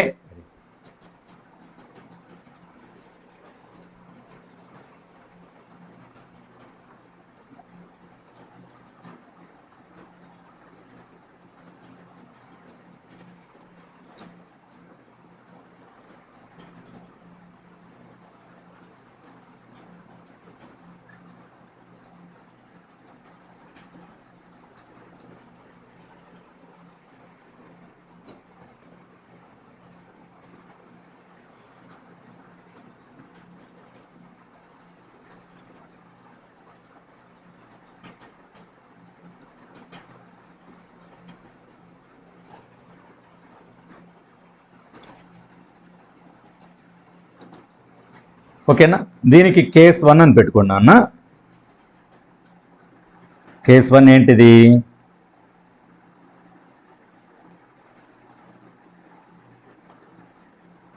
కేస్ 1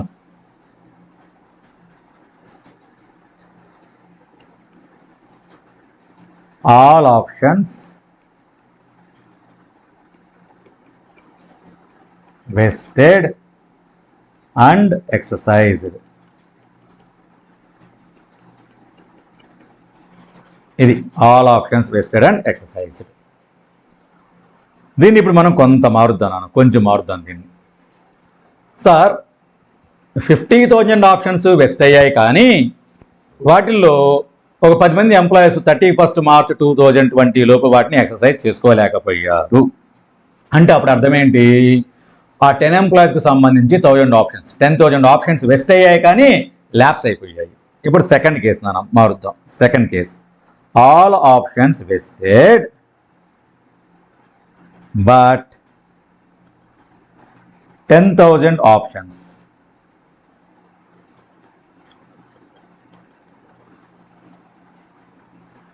were వెస్ట్ అయ్యాయి వీళ్ళకి అండ్ ల్యాప్స్డ్ అంటే అన్ఎక్సర్సైజ్డ్, ఎక్సర్సైజ్ చేసుకోకుండా ల్యాప్స్ అయిపోయాయి. దీని గురించి చూద్దాం మనం ఇప్పుడు. Okay, all options vested but 10,000 options were vested and lapsed. ఇప్పుడేంటి, వెస్టింగ్ పీరియడ్ దాకా ఆ కేసుకి ఈ కేసుకి ఎటువంటి డిఫరెన్స్ లేదు. ఇక్కడ కూడా 50,000 ఆప్షన్స్ వెస్ట్ అయ్యాయి, కానీ పాపం వాళ్ళలో ఒక 10 మంది ఎంప్లాయీస్ డబ్బు లేకో లేదా వేరే కారణాల వల్ల ఎక్సర్సైజ్ చేసుకోలేకపోయారు. కాబట్టి ఫస్ట్ 3 yearsలో ఏ మార్పు లేదు మనకి మన ఎస్టిమేషన్స్లో. అంటే ఫస్ట్ ఇయర్ ఎండింగ్లో ఏమన్నా రాస్తాం, entry employee compensation expense account data to employee stock options out standing, same అదే అమౌంట్ 10 lakhs. దాన్ని ప్రాఫిట్ అండ్ లాస్ అకౌంట్ పంపుకున్నాం. అలాగే మళ్ళీ 31 మార్చ్ 2018కి కూడా ఈ 2 ఎంట్రీస్ పాస్ చేశాం. 31 మార్చ్ 2019కి కూడా ఇదే 2 ఎంట్రీస్ పాస్ చేశాం. అంటే మొత్తం 3 yearsలో మనం 6 ఎంట్రీస్ పాస్ చేశాం. అందరికీ వెస్ట్ అయిపోయాయి. ఓకే, 50,000 ఆప్షన్స్ వెస్ట్ అయ్యాయి. ఇప్పుడు మనం 1/4/2019 నాన్న వీళ్ళలో ఇప్పుడు 50 ఎంప్లాయీస్ కాదు, ఓన్లీ 40 ఎంప్లాయీసే వాటిని ఎక్సర్సైజ్ చేసుకున్నారు అనుకుందాం. అప్పుడేంటి నాన్న ఇక్కడ 50 రాదు మనకి.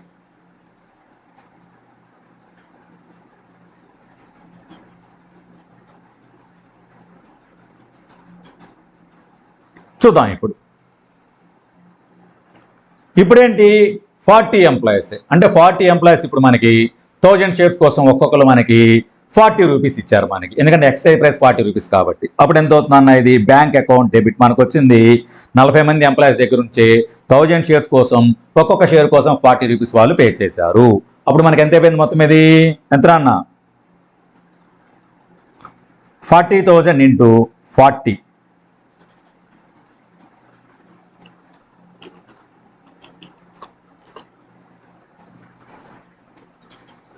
16 lakhs వచ్చిందన్న మనకి ఇక్కడ.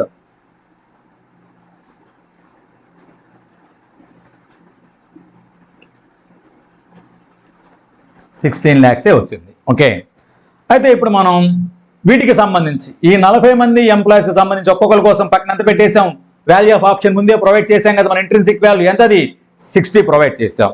ఇప్పుడు ఎంత మాత్రం ఉపయోగిస్తాం, ఎవరైతే ఎక్సైజ్ చేసుకున్నారో వాళ్ళకి సంబంధించి ఒక్కొక్కరికి మనం 60 రూపీస్ పే చేయాలి.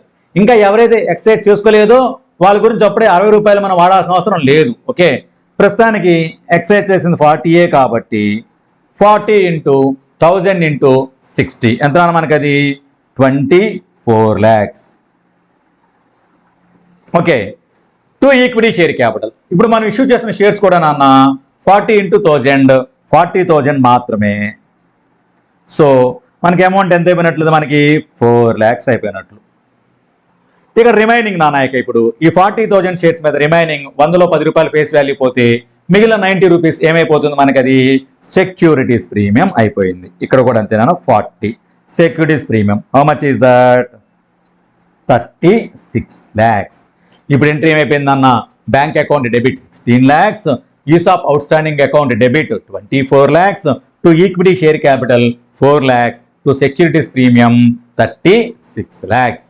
అయితే ఇక 1/4/2019 నుంచి నాన్న మనకి 31st March 2020 కూడా వచ్చింది. కానీ ఈ 10 మంది ఎంప్లాయీస్ ఇంకా వాళ్ళకి ఇచ్చినటువంటి ఆప్షన్స్ వాళ్ళకి బెస్ట్ అయిన ఆప్షన్స్ని ఎక్సర్సైజ్ చేసుకోవాలా, అవి ల్యాప్స్ అయిపోయాయి. ల్యాప్స్ అయిపోతే ఆ ఖర్చు వస్తుందేమో అని ఆ ఆప్షన్స్ మీద కూడా ఒక్కొక్క 60 రూపాయలు ప్రొవైడ్ చేసి పక్కన పెట్టాం కదా, ఇప్పుడు అది మనకి ఖర్చు కాలేదు నాన్న, అదంతా మనకి ఇంకా లయబిలిటీ కానే కాదు. ఆ లయబిలిటీని మనం ఇప్పుడు క్యాన్సిల్ చేసేసుకొని అది మొత్తాన్ని కూడా జనరల్ రిజర్వ్కి ట్రాన్స్ఫర్ చేసుకుంటాం. అప్పుడు ఎంట్రీ ఏమైపోతుందన్న మనకి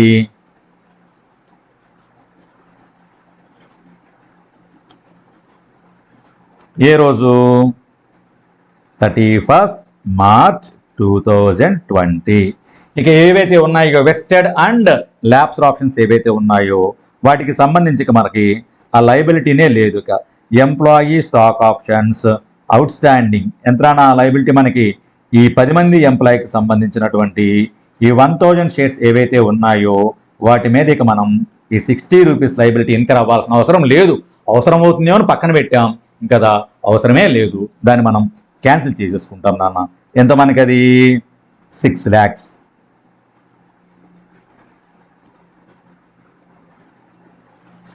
ఓకేనా, టు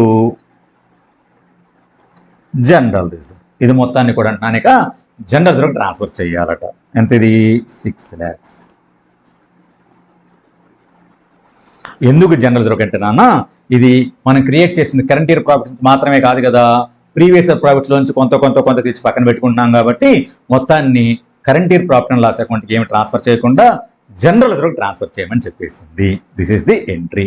ఎప్పుడు ఇది ఒకవేళ ఒక 10,000 ఆప్షన్స్ వెస్టెడ్ అండ్ ల్యాప్స్డ్ కనుక అయినట్లయితే. ఇది కూడా రాసుకున్నాను ఒకసారి.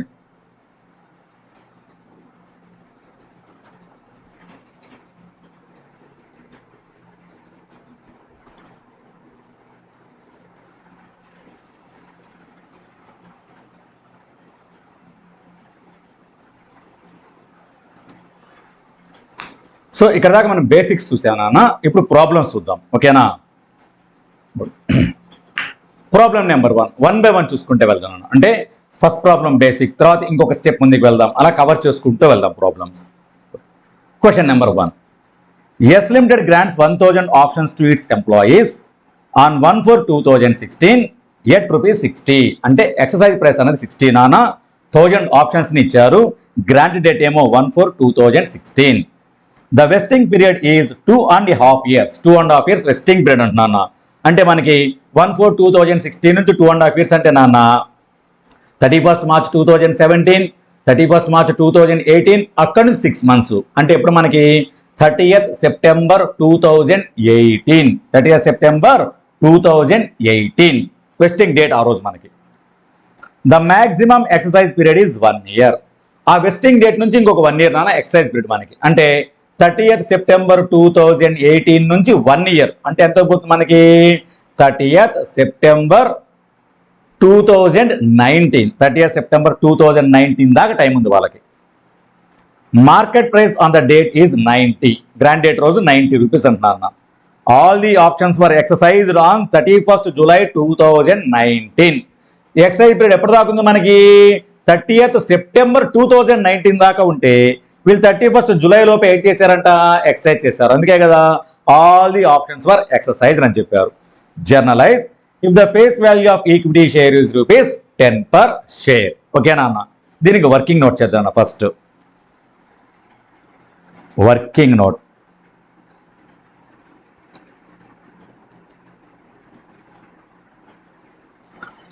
ఫస్ట్ మనకేం కావాలన్నా ఈ ప్రాబ్లంకి సంబంధించి మనకి అసలు total employee compensation expense, total loss లేదా టోటల్ ఎక్స్పెక్టెడ్ లాస్ అన్నా అదే, టోటల్ ఎంప్లాయీ కాంపన్సేషన్ ఎక్స్పెన్స్ అన్నా అదే నాన్న.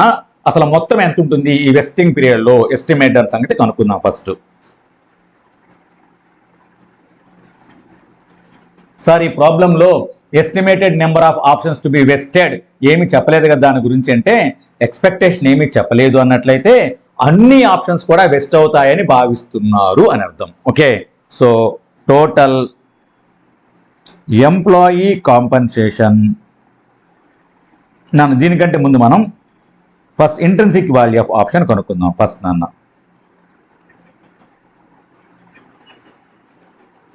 ఫేర్ వాల్యూ కొనుక్కోవడానికి ఇవ్వలేదు మనకి ఇన్ఫర్మేషన్, అందుకని intrinsic value of option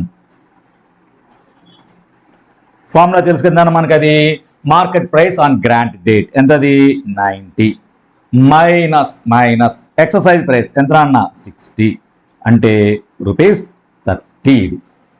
next నాన్న 2 total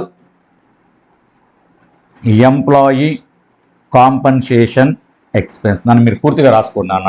total employee compensation expense to be recognised in vesting period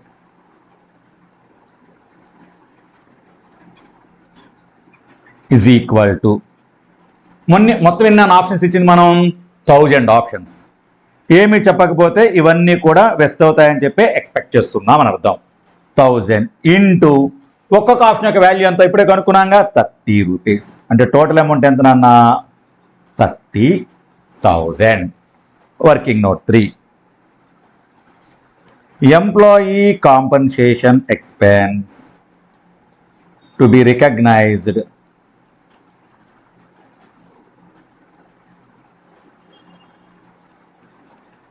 in each year. ఓకేనా, ఇట్లా 2.5 years అని కానీ 1.5 years కానీ ఉంటే కనుక నాన్న విడివిడిగా కొనుక్కోవటం బెటర్ మనకి. ఓకే, ఈచ్ ఇయర్ అని చెప్పి ఫస్ట్ నాన్న ఇన్ 2016-17 ఎంత మొత్తం 30,000 అయ్యా. ఈ 30,000 మొత్తం కూడా 2.5 years రికగ్నైజ్ చేయాలి.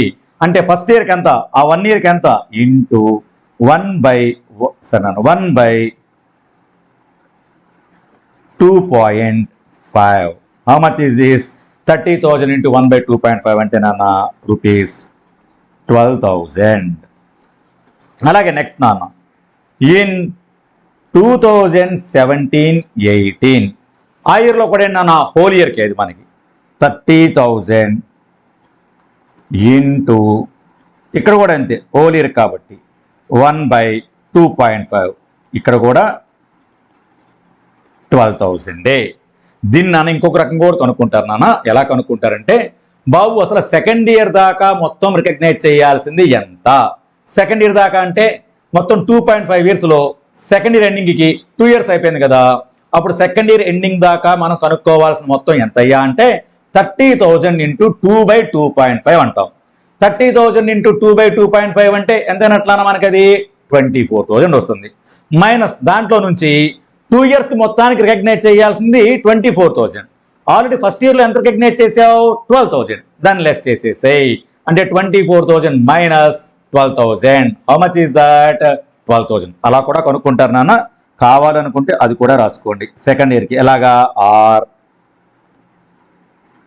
30,000 ఇంటూ సెకండ్ ఇయర్ ఎండింగ్కి అంటే కంప్లీట్ 2 ఇయర్స్లో రికగ్నైజ్ చేయాల్సిన ఎంత అయ్యా మైనస్ ఆల్రెడీ ఫస్ట్ ఇయర్లో రికగ్నైజ్ చేసింది 12,000. ఇక్కడ కూడా ఎంత వస్తుందన్నా మనకి 12,000. ఎలా కనుక్కున్నా పర్లే ఎగ్జామినేషన్లో అది నీ ఇష్టం. ఓకే నెక్స్ట్ నాన్న ఇన్ 2018-19 ఇది హోల్ ఇయర్ కాదు నాన్న.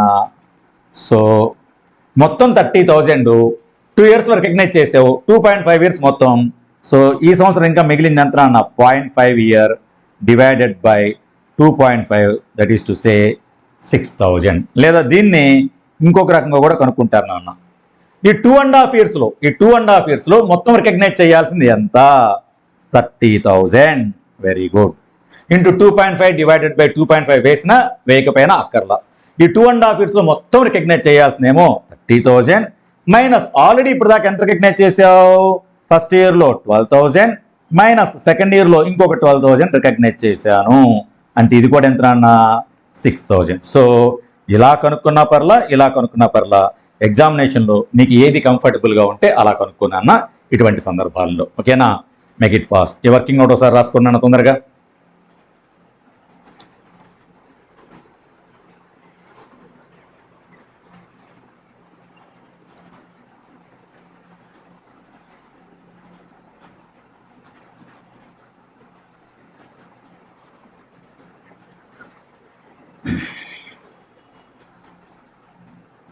సో వర్కింగ్ నోట్ అయిపోయింది కదా అన్న. ఇప్పుడు ఏం చేద్దామంటే దీనికి సంబంధించి ఎంట్రీస్ నాన్న మనం ఆల్రెడీ చూసినా కాబట్టి నార్మల్ ఎంట్రీస్ నాన్న ఒకసారి ఫాస్ట్గా చూద్దాం. సో ఫస్ట్ ఇయర్లో ఏమైనా రాసుకుంటాను ఎండింగ్లో 12,000 కాబట్టి employee compensation expense account debit to employee stock options outstanding account 12,000 అని రాసాం. అదే ఇయర్లో మళ్ళీ దాన్ని ఏం చేసాం అప్పుడే దాన్ని P&Lకి ట్రాన్స్ఫర్ చేసాం. ఎంట్రీ ఏంటన్నా P&L account debit to employee compensation expense account. అలాగే సెకండ్ ఇయర్లో కూడా రాసాం నాన్న. అయితే థర్డ్ ఇయర్లో మనకి వెస్టింగ్ డేట్ అన్నది ఇయర్ ఎండింగ్లో కాదు నాన్న 30th సెప్టెంబర్ 2018. అందుకని ఆ రోజు రాసాం ఎంట్రీ ఏమని employee compensation expense account debit 6,000 to employee stock options outstanding account 6,000.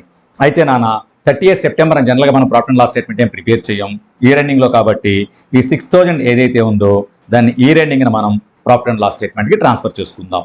Entry P&L account debit 6,000 to employee compensation expense account 6,000.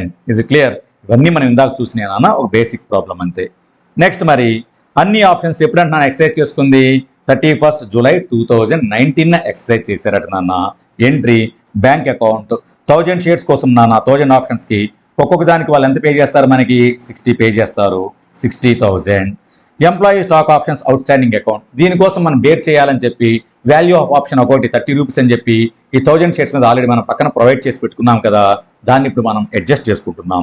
Employee stock options outstanding 1,000 into 30 30,000 to equity share capital 1,000 into 10,000 నాన్న to securities premium remaining amount 90,000లో 10 పోతే మనకి 80 నాన్న 1,000 into 80.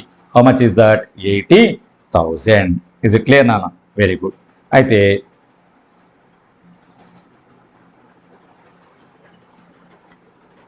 ఈ problem అన్న దీనికి సంబంధించి entries ఒకసారి చూసుకోండి.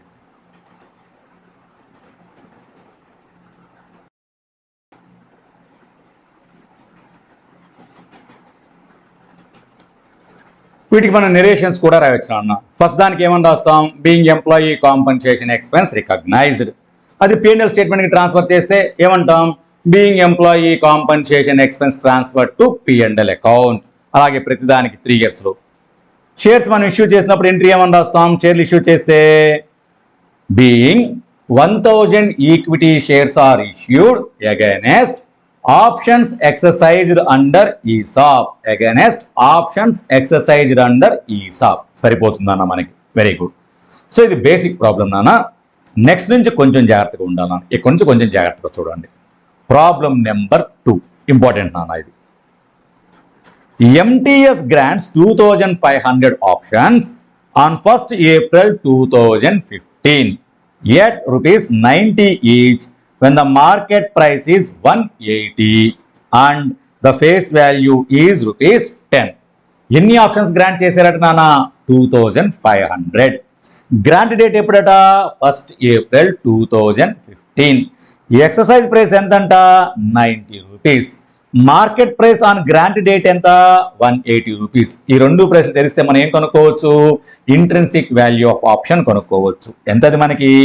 180 మైనస్ 90, అది 90 రూపీస్ నాన్న. Intrinsic value of option. Face value of equity share 10, ఏమి చెప్పకపోయినా కూడా 10 తీసుకుంటాం. The vesting period is 3 years. 3 years అంటే నాన్న 15-16, 16-17, 17-18 అంటే 31st March 2018 is the vesting date. Okay. The maximum exercise period is 1 year. అక్కడ నుంచి ఇంకొక 1 year నా ఎక్సర్సైజ్ పీరియడ్ అంటే 31st March 2018 నుంచి 1 year అంటే 31st March 2019 తో మనకి ఎక్సర్సైజ్ పీరియడ్ కంప్లీట్ అయిపోతుంది. ఆ లోపు కనుక ఆప్షన్స్ ఎక్సర్సైజ్ చేసుకోలేకపోయినట్లయితే అవన్నీ కూడా ల్యాప్స్ అయిపోతాయి. ఓకే. కట్ ఆఫ్ డేట్ ఎప్పుడు మనకి? 31st March 2019. వెస్టింగ్ డేట్ ఎప్పుడు? 31st March 2018. మనం ఎంప్లాయీ కాంపన్సేషన్ ఎక్స్పెన్సెస్ రికగ్నైజ్ చేయాల్సింది ఇప్పుడు వెస్టింగ్ పీరియడ్ లో. అంటే 15-16 లో రికగ్నైజ్ చేయాలి, 16-17 లో రికగ్నైజ్ చేయాలి, 17-18 లో కూడా రికగ్నైజ్ చేయాలి. Next 900 unvested options lapse on 1st May 2017. Vesting date ఎప్పుడన్నా మనకి 31st March 2018. దానికంటే ముందే వెస్ట్ కాకముందే అట నాన్న 900 ఆప్షన్స్ ల్యాప్స్ అయిపోయాయట. వీటిగా మనం ఏమని పేరు పెట్టాం? Unvested and lapsed options. అవి కూడా ఉన్నాయి ఈ ప్రాబ్లంలో. చూద్దాం. 1200 options are exercised on 31st August 2018. నన్ను 2500లో 900 పోతే ఇంకా రిమైనింగ్ ఎంత ఉన్నాయి మనకి? 1600 ఉన్నాయి.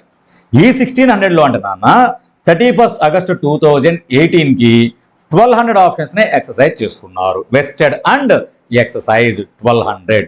ఇంకా మరి 400 మిగిలి ఉన్నాయి. వాటి కూడా వెంట చూద్దాం. Remaining options lapsed an exercise. ఆ 400 ఆప్షన్స్ అంటున్నా ఎక్సర్సైజ్ పీరియడ్ అంటే ఎండింగ్ ఎప్పుడు మనకి?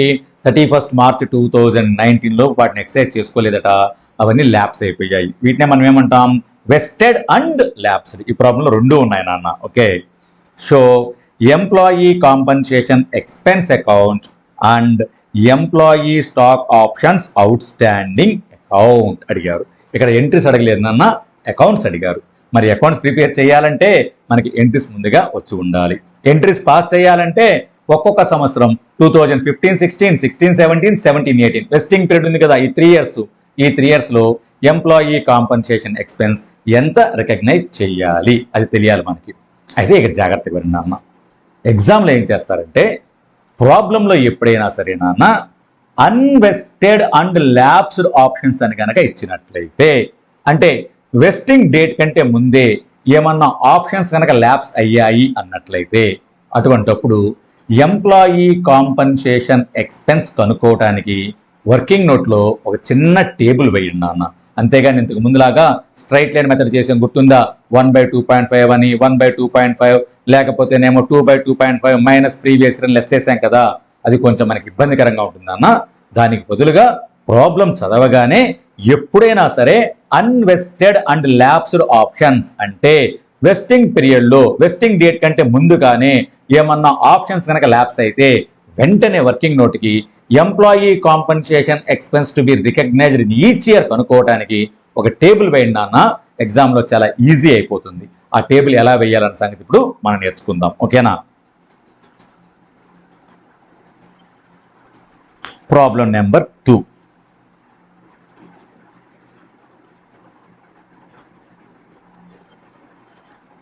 Working note. ఏం కనుక్కోవాలన్నా మనం employee compensation expense to be recognised in each year. జాగ్రత్తగా విన్నాను ఇది. ఇక ప్రతి ప్రాబ్లంలో దాదాపుగా దీన్నే మనం ఉపయోగించుకుంటాం. Employee compensation expense to be recognised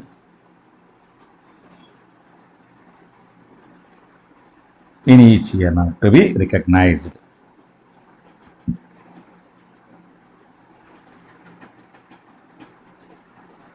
వెస్టింగ్ period ఎంతకాలం మనకి 3 years నాన్న. వెస్టింగ్ పీరియడ్లోనే దీన్ని రికగ్నైజ్ చేస్తాం మనం. 3 years అంటే ముందర మనకి 3 yearsకి 3 columns.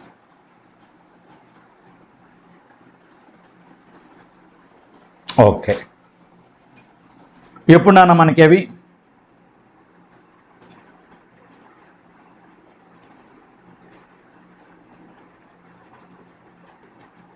ఫస్ట్ ఇయర్ ఎండింగ్లో మనం, అంటే ఫస్ట్ ఇయర్ 15-16 ఉంది కదా మనకి, 15-16 ఎందుకంటే 1/4/2015 ఇష్యూ చేసాం కాబట్టి ఫస్ట్ ఇయర్ ఎండింగ్ అంటే ఎప్పుడు మనకి అది 31st March 2016. అలాగే 31st March 2017 రికగ్నైజ్ చేయాలి. అలాగే 31st March 2018 వెస్టింగ్ పీరియడ్లోనే రికగ్నైజ్ చేయాలన్న. తర్వాత మనకి సంబంధం లేదు. ఏంటంటే మనం ఏమనుకోవాలంటే ఎప్పుడు కూడా వెస్టింగ్ డేట్ అయిపోయిన వెంటనే వాళ్ళందరూ కూడా ఎక్సైజ్ చేస్తారని భావించాలి ఎప్పుడు కూడా. ఓకే, చూద్దాం ఇప్పుడు. కొంచెం జాగ్రత్తగా చూడన్న, ఒక ప్రాబ్లం జాగ్రత్తగా చూస్తే అర్థమైపోతుంది. First one, italic A. Number of options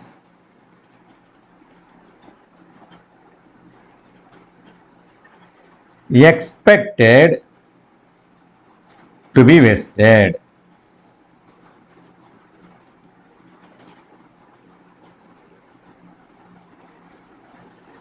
ఈ ప్రాబ్లంలో ఎక్కడైనా సరే నాన్న ఇన్ని ఆప్షన్స్ వెస్ట్ అవుతాయి అని ఎక్స్పెక్టేషన్ అని చెప్పినట్టు ఎక్కడ నేను చెప్పాడా? The company is estimated that these options will be vested with the employees అనగానటువంటి ఎస్టిమేషన్స్ గురించి ఎక్కడా చెప్పలేదు. ఏమీ చెప్పలేదంటే నాన్న, ఏమీ చెప్పలేదు అంటే మనం ఏమనుకుంటామంటే బిగినింగ్లో అన్ని ఆప్షన్స్ కూడా వెస్ట్ అవుతాయని వాళ్ళు ఎక్స్పెక్ట్ చేస్తున్నారు అని అర్థం. ఓకే, సో బిగినింగ్లోనే గ్రాంట్ చేసిన రోజు వాళ్ళు ఏమనుకున్నారని అర్థం మనకి, మేము గ్రాంట్ చేసిన ఆప్షన్స్ అన్నీ కూడా ఎక్సైజ్ చేస్తారు. ఎన్ని ఆప్షన్స్ గ్రాంట్ చేశారు? 2500 అనుకుంటారు వాళ్ళు.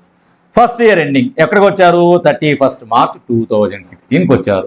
31st March 2016లో ఏమన్నా కొన్ని ఆప్షన్స్ ల్యాప్స్ అయ్యాయని కానీ, లేదా వాళ్ళ ఎస్టిమేషన్ ఏమన్నా మారిందని కానీ ఏమన్నా ప్రాబ్లంలో మనకి చెప్పారా? ఏమి చెప్పాల. ఏమి చెప్పకపోతే 31st March 2016కి కూడా వాళ్ళ ఉద్దేశం ప్రకారం అన్ని ఆప్షన్స్ వెస్ట్ అవుతాయి అనే అర్థం. ఏమీ చెప్పలేదు కాబట్టి దాని గురించి. సో టోటల్ ఆప్షన్స్ అంటే ఎంత మనకి ఇక్కడ 2500 options. Okay, next italic B. Intrinsic value of option.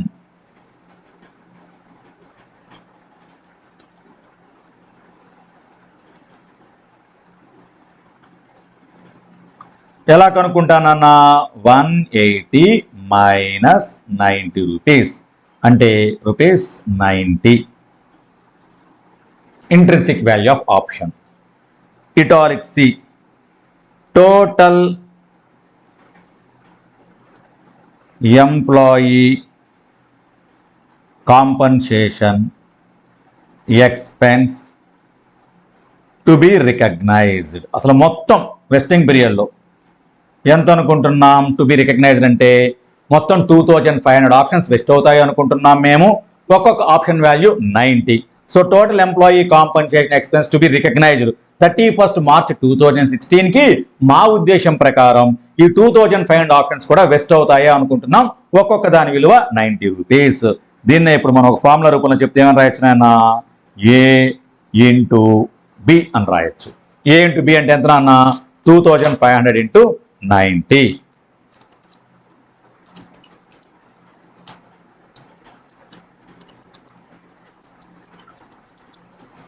$2,25,000. How much is that, Nana?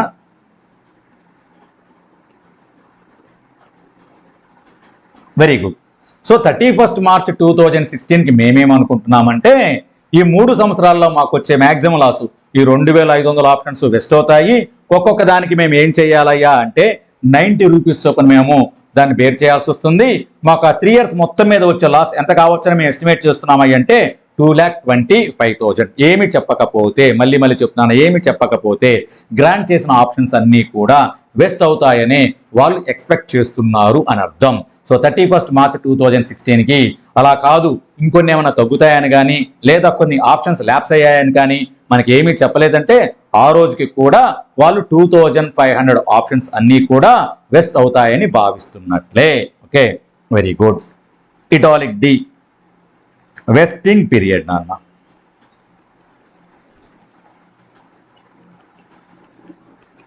ఎంతకాలం? 3 ఇయర్స్. అంటే ఈ 2,25,000ని నేను రికగ్నైజ్ చేయాల్సింది వెస్టింగ్ పీరియడ్లో 3 ఇయర్స్లో, అవునా కాదా? ఇప్పటికి ఎంతకాలం గడిచిపోయింది? 1 ఇయర్ గడిచిపోయింది. ఫస్ట్ ఇయర్ ఎండింగ్లో ఉన్నాను. ఓహో, అంటే మొత్తం 3 ఇయర్స్లో 2,25,000 అయితే ఈ ఫస్ట్ ఇయర్ ఎండింగ్కి ఎంత రికగ్నైజ్ చెయ్యాలి ఏంటి చూద్దాం నాన్న. ఈ employee compensation expense to be recognised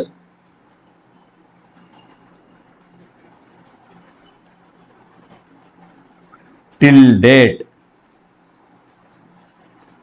ఈ రోజు దాకా ఎంత రికగ్నైజ్ చేయాలి? ఏముంది? టోటల్ ఎంప్లాయీ కాంపన్సేషన్ ఎక్స్పెన్స్ 2,25,000 అయ్యా. దాంట్లో ఇప్పుడు దాకా అంటే మొత్తం 3 ఇయర్స్కి అది 1 ఇయర్ కంటే 1/3. 225 divided by 3. How much is that నాన్న? 75,000. ఇయర్ దాకా రికగ్నైజ్ చేయాల్సింది 75,000. Very good. మరి ఇప్పటిదాకా ఏమన్నా రికగ్నైజ్ చేసావా? ఆల్రెడీ నువ్వేమన్నా రికగ్నైజ్ చేసావా? ఎంప్లాయీ కాంపన్సేషన్ ఎక్స్పెన్స్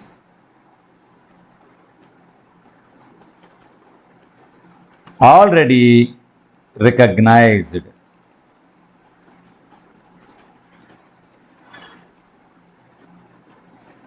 ఇదే ఫస్ట్ ఇయర్ అయ్యా. ఇప్పుడు దాకా నేనేమి రికగ్నైజ్ చేయలేదు, ఇప్పుడే ఫస్ట్ టైం రికగ్నైజ్ చేయబోతున్నాను. ఇంతకుముందు ఏమి రికగ్నైజ్ చెయ్యలేదు అంటే ఏంటి నాన్న? ఇది నిల్.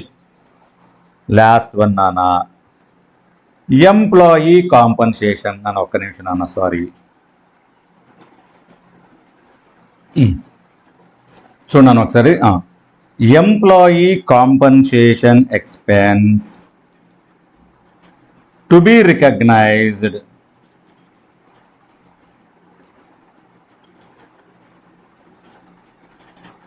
నౌ లేదా డ్యూరింగ్ కరెంట్ ఇయర్.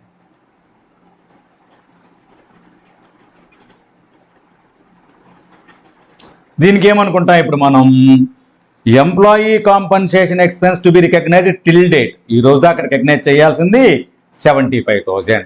అయితే దీనిలో ఇంతకుముందు నేను ఏమీ రికగ్నైజ్ చేయలేదు అంటే ఇప్పుడు employee compensation expense to be recognised during current year అంటే ఏమని రాసుకోవచ్చునా మనం? ఇప్పుడు దీనికి నెంబరింగ్ అంటే డ్యూరింగ్ కరెంట్ ఇయర్ ఈ minus F. How much is that? 75,000 minus nil 75,000. So ఇప్పుడు మనం ఫస్ట్ ఇయర్ రికగ్నైజ్ చేయాల్సిన ఎంప్లాయీ కాంపన్సేషన్ ఎక్స్పెన్స్ అనేది 75,000 నాన్న. Very good.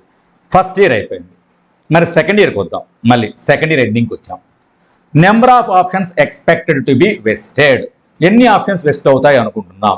31 మార్చ్ 2017కి కూడా నాన్న వాళ్ళ ఎస్టిమేషన్స్లో ఏమన్నా మార్పు వచ్చిందని కానీ లేదా 31 మార్చ్ 2017కి కొన్ని ఆప్షన్స్ ఏమన్నా ల్యాప్స్ అయ్యాయని కానీ ఏమీ చెప్పలా. ఏమీ చెప్పకపోతే 31 మార్చ్ 2017కి కూడా 2,500 ఆప్షన్స్ వెస్ట్ అవుతాయనే అర్థం. ఓకే, ఏమీ చెప్పలేదు కాబట్టి. సో 2,500. సేమ్ నాన్న, వాల్యూ ఆఫ్ ఆప్షన్ ఎంత? 90 రూపీస్. Very good. మరి total employee compensation expense to be recognised during the vesting period. మొత్తం మీద ఎంత రికగ్నైజ్ చేయాల్సింది ఏంటి? A and to B. ఇక్కడ కూడా ఏమీ మారలా. 2,25,000. Very good. అయితే వెస్టింగ్ పీరియడ్ ఎంత? దాంట్లో కూడా ఏ మార్పు లేదు, 3 years. Employee compensation expense to be recognised till date. ఈ రోజు దాకా 31st March 2017 దాకా ఈ టోటల్ 2,25,000లో ఎంత రికగ్నైజ్ చేయాలేంటి? ఈ 2,25,000 3 ఇయర్స్కి అయ్యా. కానీ ఇప్పుడు మనం ఓన్లీ సెకండ్ ఇయర్ ఎండింగ్లో ఉన్నాం, అంటే 2/3 రికగ్నైజ్ చేయవలసి ఉంటుంది. అంటే ఇప్పుడు ఏమంటారు ఇక్కడ 1/3 కాదు, ఇక్కడ ఏమైపోతుంది ఇప్పుడు 2,25,000 ఇంటూ 2/3 అవుతుంది. ఎందుకంటే ఇప్పటికి మొత్తం 2 ఇయర్స్ గడిచిపోయాయి కాబట్టి. Okay, that equal to how much ఇస్తున్నానా? 2,20,000 ఇంటూ 2/3 అంటే ఈ రోజు దాకా రికగ్నైజ్ చేయాల్సింది 1,50,000. ఓహో, సెకండ్ ఇయర్ ఎండింగ్ దాకా రికగ్నైజ్ చేయాల్సింది 2,25,000లో 1,50,000. ఓకే, మరి 1,50,000లో ప్రీవియస్ ఇయర్లో ఏమైనా రికగ్నైజ్ చేసావా? రికగ్నైజ్ చేశాను. ఆల్రెడీ ఫస్ట్ ఇయర్లో ఎంత రికగ్నైజ్ చేసేసాను? 75,000. అయితే దాన్ని తీసేయి. ఇప్పుడు 1,50,000లో ఆల్రెడీ 75,000 రికగ్నైజ్ చేశానంటున్నావు కదా, ఇక మిగిలిన 75,000 ఈ ఇయర్లో రికగ్నైజ్ చేస్తే సరిపోతుంది. సో ఇక్కడ ఎంటున్నాను ఇప్పుడు ఇది 75,000. ఓకే, ఇప్పుడు employee compensation expense to be recognized now how much is that నాన్న? 75,000. ఎలాగా? 1,50,000 మైనస్ 75,000. ఇది సెకండ్ ఇయర్కి సంబంధించిన. థర్డ్ ఇయర్లో ఏం జరిగిందో చూద్దాం. థర్డ్ ఇయర్ ఎప్పుడున్నా మనకి 31st March 2018, ఇదే మనకి వెస్టింగ్ డేట్. ఆ రోజుకి number of options expected to be vested 31st March 2018 లోపు వాళ్ళ ఎస్టిమేషన్ ఏమన్నా మారిందని కానీ, లేకపోతే ఆప్షన్స్ ఏమన్నా ఈ లోపు ల్యాప్స్ అయ్యాయని కానీ ఏమన్నా చెప్పాడా అంటే చెప్పాడు నాన్న. ఇక్కడ చెప్పాడు. ఏమన్నాడు చూడండి, ఇక్కడ 900 unvested options lapse on 1st May 2017. 1st May 2017 lapse అయ్యాయట. అంటే ఇన్ఫర్మేషన్ మారిపోయింది నాన్న ఈ పీరియడ్ మధ్యలో నాన్న. అంటే 1/4/2017 నుంచి 31st March 2018 ఆ మధ్యలో నాన్న 1st May 2017 ఏం జరిగిందంట? ఒక 900 ఆప్షన్స్ ల్యాప్స్ అయ్యాయట. మరి 900 ఆప్షన్స్ ల్యాప్స్ అయితే ఇప్పుడు కూడా నేను ఇంకా 2,500 ఆప్షన్స్ వెస్ట్ అవుతాయి అనుకుంటావా? ఈ రోజుకి యాక్చువల్గా ఎన్ని ఆప్షన్స్ వెస్ట్ అవుతాయన్న సంగతి మనకు తెలిసిపోతుందా? ఈ రోజు అసలు వెస్టింగ్ డేట్ ఈ రోజే. ఈ రోజుకి ఎస్టిమేషన్స్ ఏముండవు నాన్న, ఆ రోజు మనకు తెలిసిపోతుంది ఎన్ని వెస్ట్ అయ్యాయి అన్న సంగతి. 2,500లో 900 ఆప్షన్స్ అసలు వాళ్ళకి వెస్ట్ కాకుండానే ల్యాప్స్ అయిపోయాయి. అంటే రిమైనింగ్ ఇంకా ఎంత ఉన్నాయి మనకి? ఎంత? 1,600 ఆప్షన్స్ మాత్రమే వెస్ట్ అవుతున్నట్లు. చివరిలో నాన్న వెస్టింగ్ డేట్ రోజుకి ఎస్టిమేషన్స్ తీసుకోరనా, యాక్చువల్ బేసిస్ మీదే వెళ్ళాలి. మనకు ఆ రోజు తెలిసిపోతుంది కాబట్టి. ఓకేనా, చూద్దాం ఇప్పుడు. So 2,500 minus 900 that equal to 1,600. So వీటికి సంబంధించి ఎంత? వాల్యూలో ఏమీ మార్పు లేదు నాన్న. Value per option intrinsic value 90 రూపీసే. అయితే మరి మొత్తం 1,600. నేనేమో 2,500 అనుకున్నా ఇప్పుడు దాకా, కానీ 1,600 ఆప్షన్సే వెస్ట్ అయింది. ఓహో, అంటే నీకు ఇప్పుడు మొత్తం టోటల్ ఎక్స్పెన్స్ ఎంతో తెలుసా? కేవలం 1,600 ఇంటూ 90 మాత్రమే. అంతేగాని 2,500 ఇంటూ 90 ఎంత మాత్రము కాదు. మనం అనుకున్నాం కానీ చివరికి వెస్ట్ అయింది కేవలం 1,600. అలాగైతే మరి ఇప్పుడు 3 ఇయర్స్లో మనం రికగ్నైజ్ చేయాల్సిన ఎక్స్పెన్స్ ఎంత అవుతుంది? కేవలం ఈ 1,600 ఇంటూ 90 రూపీస్ నాన్న, దట్ ఈజ్ 1,44,000 మనం రికగ్నైజ్ చేస్తే సరిపోయేది. ఎప్పటిలోపు? ఈ 3 ఇయర్స్ పీరియడ్లో. Is it clear? Very good. Vesting period ఎంతకాలం మనకి? 3 ఇయర్స్. Very good. మరి employee compensation expense to be recognised till date ఇప్పటిదాకా ఎంత అయ్యా అంటే బాబు మొత్తం 3 ఇయర్స్ రికగ్నైజ్ చేయాల్సింది ఇప్పుడు రివైజ్ అయిపోయింది అయ్యా 1,44,000. ఆల్రెడీ థర్డ్ ఇయర్ ఎండింగ్కి వచ్చేసాను కాబట్టి ఈ రోజు కల్లా ఈ 1,44,000 మొత్తము కూడా రికగ్నైజ్ చేసి ఉండవలసిందే. ఎందుకంటే ఇదే లాస్ట్ ఇయర్. ఇక వెస్టింగ్ డేట్ వచ్చేసింది. వెస్టింగ్ డేట్ లోపు 1,44,000 రికగ్నైజ్ చేయాలని చెప్పాను కదా, అందుకనేసి ఇక్కడ ఏమని రాద్దాం? 1,44,000 అలాగే రాసినా పర్లేదు నాన్న, లేదా ఇంటూ 3/3. ఇంతకుముందు మనం 2,25,000 అనుకున్నాం ఇక్కడ, కానీ చివరికి అది రివైజ్ అయ్యి ఎంత అయింది? 1,44,000 ఇంటూ 3/3 వేసిన ఒకటే, వేయకపోయినా ఒకటే నాన్న. అర్థం కావడం కోసం 3/3 అని వేసాను. That equal to how much is that? 1,44,000. Very good. అయితే మరి ఆల్రెడీ ఈ థర్డ్ ఇయర్ ఎండింగ్ కల్లా అంటే 31st March 2018 వరకు 1,44,000 రికగ్నైజ్ చేస్తే సరిపోయేదే. అయితే ఇంతకు ముందు గడిచిన ప్రీవియస్ ఇయర్స్ లో ఏమైనా రికగ్నైజ్ చేసావయ్యా అంటే రికగ్నైజ్ చేశాను. లాస్ట్ ఇయర్ ఒక 75,000 రికగ్నైజ్ చేశాను, అంతకంటే ముందు ఇంకొక 75,000 రికగ్నైజ్ చేశాను. టోటల్ గా ప్రీవియస్ 2 years లో నేను 1,50,000 ని రికగ్నైజ్ చేశాను. ఓహో అలాగా, సరే. Employee compensation expense already recognized. How much is that నాన్న? 1,50,000. కానీ 1,44,000 రికగ్నైజ్ చేస్తే సరిపోయేది. కానీ ఎస్టిమేటెడ్ బేసిస్ మీద నేను ఇప్పటికే 1,50,000 ఎక్స్పెన్స్ ని రికగ్నైజ్ చేశాను. ఎక్సెస్ రికగ్నైజ్ చేశాను. ఎంత? 6,000. ఇప్పుడు ఈ థర్డ్ ఇయర్ లేక నాన్న మనం ఎంప్లాయీ కాంపన్సేషన్ ఎక్స్పెన్స్ ని రికగ్నైజ్ చేయాల్సిన అవసరం లేదు. కావాల్సింది 1,44,000. ఆల్రెడీ రికగ్నైజ్ చేసింది 1,50,000. ఆ ఎక్స్ట్రా ఆల్రెడీ రికగ్నైజ్ చేసేసావు కదా ఇంతకు ముందు సంవత్సరాల్లో, ఎంత? 6,000 ని. దాన్ని ఇప్పుడు మనం క్యాన్సిల్ చేసుకుంటాం, రైట్ బ్యాక్ చేసుకుంటాం. ఎలా నాన్న? ఇప్పుడు 1,44,000 మైనస్ 1,50,000, ఈ minus F. How much is this? 6,000. ఇదేంటన్నా? నెగిటివ్ ఫిగర్ మనకి ఇది, within brackets. Within brackets అంటే ఈ సంవత్సరంలో ఇప్పుడు మనం ఎంప్లాయీ కాంపన్సేషన్ ఎక్స్పెన్స్ ని రికగ్నైజ్ చేయటం కాదు, ఆల్రెడీ ఎక్సెస్ రికగ్నైజ్ చేసాం, దాన్ని మనం రైట్ బ్యాక్ చేసుకోవాలి అని అర్థం. ఇప్పుడు ఎంట్రీస్ పాస్ చేయమన్నాడే అనుకున్నాను. ఫస్ట్ ఇయర్ ఎండింగ్ లో ఎంట్రీ ఏమైనా పాస్ చేస్తాం ఇప్పుడు మనం? ఈ 75,000కి employee compensation expense account debit to employee stock options outstanding account అని 75,000కి రాస్తాం. మళ్ళీ దాన్ని ఎక్కడ ట్రాన్స్ఫర్ చేస్తాం మనం? అదే రోజు ప్రాఫిట్ అండ్ లాస్ స్టేట్మెంట్కి. ఎంట్రీ ఏంటి? P&L account debit to employee compensation expense account. How much is that? 75,000. So employee compensation expense already close చేసి P&L అకౌంట్ ట్రాన్స్ఫర్ చేసాం. లైబిలిటీని ఏమో employee stock options out standing ఒక 75,000 మన బ్యాలెన్స్ షీట్లో కనపడుతుంది.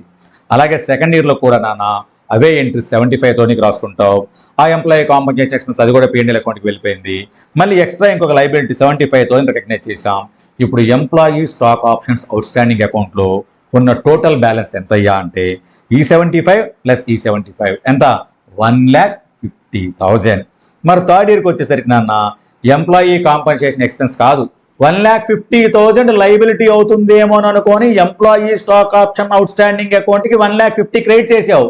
కానీ నీ యాక్చువల్ లైబిలిటీ ఇప్పుడు 1,50,000 ఎంత మాత్రమో కాదు, 1,44,000.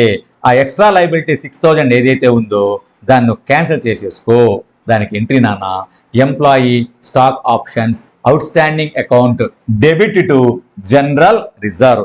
ఎందుకంటే నాన్న ఈ లైబిలిటీ నేను క్రియేట్ చేసింది current year profit and loss స్టేట్మెంట్కి అగ్నెస్ట్ గా కాదు నాన్న, ప్రీవియస్ ఇయర్ ప్రాఫిట్స్కి అగ్నెస్ట్ గా. కాబట్టి అందుకని దీన్ని మనం కరెంట్ ఇయర్ P&Lకి ట్రాన్స్ఫర్ చేయకూడదు నాన్న, దీన్ని జనరల్ రిజర్వ్కి ట్రాన్స్ఫర్ చేయాలి. Entry employee stock options outstanding account to general reserve అని చెప్పి 31st March 2018కి మనం ఎంట్రీ పాస్ చేస్తాం. అప్పుడు employee stock options outstanding అకౌంట్లో ఎంత ఉంటుంది? 1,50,000 మైనస్ 6,000 వెళ్ళిపోయినట్లయితే బ్యాలెన్స్ ఎంత? ఇంకా 1,44,000 ఉంటుంది. Very good. మరి 1,44,000 ఉంటే తర్వాత ఏం చేశారట? వాటిల్లో ఓన్లీ 1,200 ఆప్షన్స్ మాత్రమే ఎక్సైజ్ చేసుకున్నారట నాన్న. అప్పుడు బ్యాంక్ అకౌంట్ అని చెప్పి 1,200 ఆప్షన్స్ ఇంటూ వాళ్ళు పే చేసే 90 రూపీస్ నాన్న. ESO employee stock options outstanding account అని చెప్పేసి ఎంత? 1,200 ఇంటూ మనం పక్కన పెట్టింది ఎంత? Intrinsic value per option 90 rupees తీసుకుంటాం. టు ఈక్విటీ షేర్ క్యాపిటల్ అని ఫేస్ వాల్యూ 10 ట్రాన్స్ఫర్ చేసేస్తాం. టు సెక్యూరిటీస్ ప్రీమియం అని చెప్పేసి 1,200 ఇంటూ రిమైనింగ్ అమౌంట్ 180లో 10 పోతే 170 అంతా కూడా సెక్యూరిటీస్ ప్రీమియంకి క్రెడిట్ చేస్తాం. అయితే ఇంకా 400 ఆప్షన్స్ ఉన్నాయి కదా నాన్న, వాటిని వెస్ట్ అయినా కూడా వాళ్ళు ఏం చేయలేదు, ఎక్సైజ్ చేసుకోలేదు. కాబట్టి అవన్నీ కూడా ఏమైపోయినట్లే? మనకి ల్యాబ్స్ అయిపోయినట్లే. Is it clear? దానికి ఎంట్రీ ఏమన్నా వస్తాం? ఇక ఆ లైబిలిటీ కూడా అక్కర్లేదుగా మనకి. Employee stock options outstanding ఎన్నిటి మీద ఏంటి? 400 ఆప్షన్స్. ఒక్కో దాన్ని ఎంత పక్కన పెట్టామేంటి? 90 రూపీస్ పక్కన పెట్టేశాను. అంటే ఎంత? 36,000. అది అవసరం లేదు. ఆ 36,000 కూడా మనం ఇప్పుడు క్యాన్సిల్ చేసేసి జనరల్ రిజర్వ్కి ట్రాన్స్ఫర్ చేసుకుంటాం. ఎంట్రీ ఏంటి దానికి? Employee stock options outstanding account debit to general reserve. అయితే నాన్న ఈ ప్రాబ్లంలో వాడు మనకి ఎంట్రీస్ పాస్ చేయమని చెప్పలేదు, అకౌంట్స్ వేయమని చెప్పాడు. అవి ఎలాగ వేయాలో చూద్దాం. ఈ వర్కింగ్ నోట్ రాసుకున్నాను ముందు.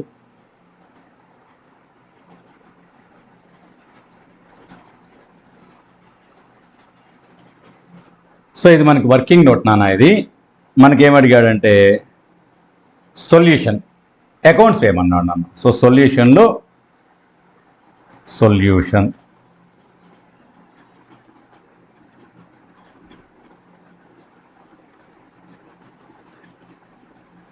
సొల్యూషన్ అన్న ఫస్ట్ అకౌంట్ ఓపెన్ చేయడానికి మీరు కూడా సైమల్టేనియస్గా first account what is that employee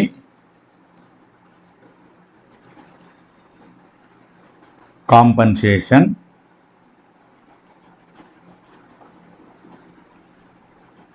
expense account.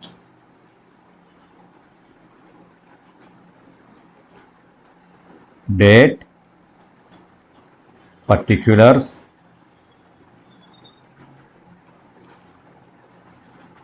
amount rupees. Date,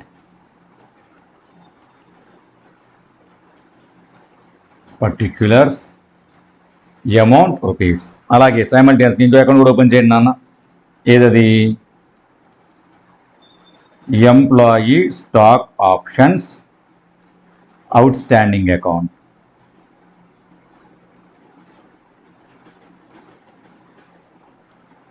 date, particulars, rupees. Date, particulars, rupees. First నాన్న మనకి 31st March 2016 ఎంట్రీ ఏంటి employee compensation expense account debit to employee stock options outstanding. ఫాస్ట్గా రాసాను అన్నది employee compensation expense అకౌంట్లో 31st March 2016 to employee stock options outstanding account. How much is that 75,000. వెంటనే simultaneous posting ఈ అకౌంట్లో ఇచ్చేయండి అన్న అదే రోజు 31st March 2016 ఏమని రాద్దాం by employee compensation expense account. How much is that 75,000. Next ఏం చేసేవాళ్ళం నాన్న ఎంప్లాయీ కాంపన్సేషన్ ఎక్స్పెన్స్ ఈ అవుట్ అకౌంట్ ఉంది కదా దాన్ని క్లోజ్ చేసి ఎక్కడ ట్రాన్స్ఫర్ చేసేవాళ్ళం ప్రాఫిట్ అండ్ లాస్ అకౌంట్కి. ఓకేనా అన్న ఎంట్రీ ఏంటి P&L account debit to employee compensation expense account. So employee compensation ఎక్స్పెన్స్లో నాన్న 31st March 2016కి by P&L account same amount 75,000.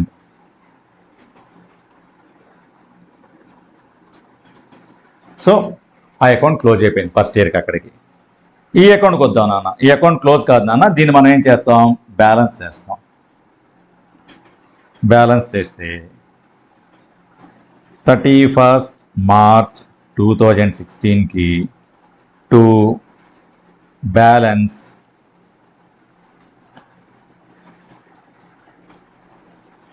carried down. How much is that 75,000.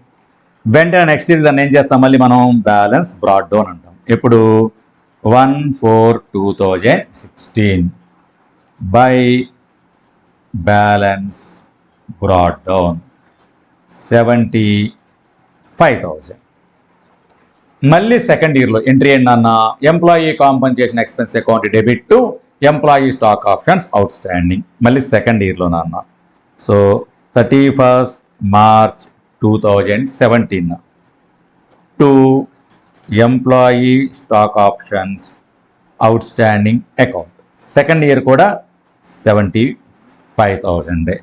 Simultaneous posting నాన్న ఇక్కడ 31st March 2017 by employee compensation expense account. ఇది కూడా ఎంత నాన్న 75,000.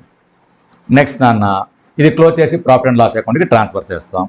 So 31st March 2017 by P&L account 75,000.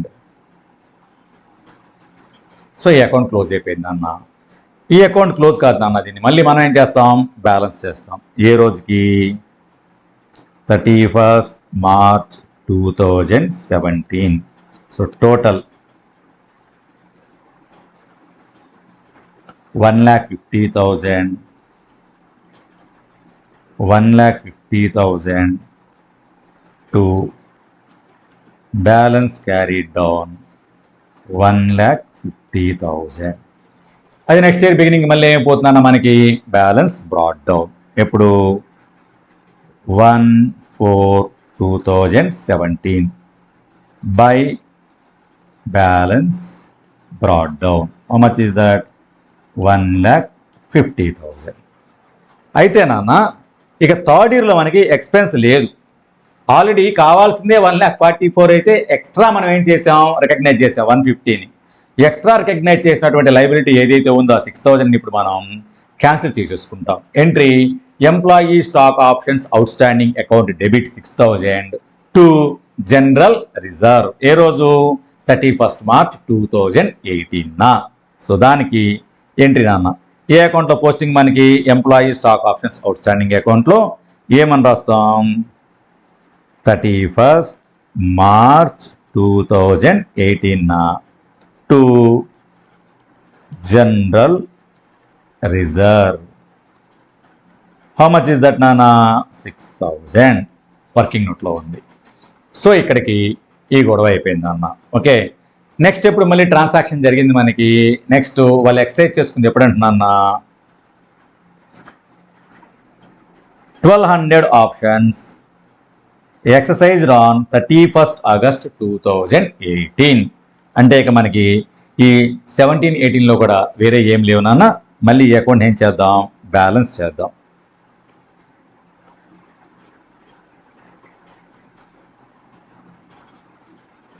Balance చేస్తే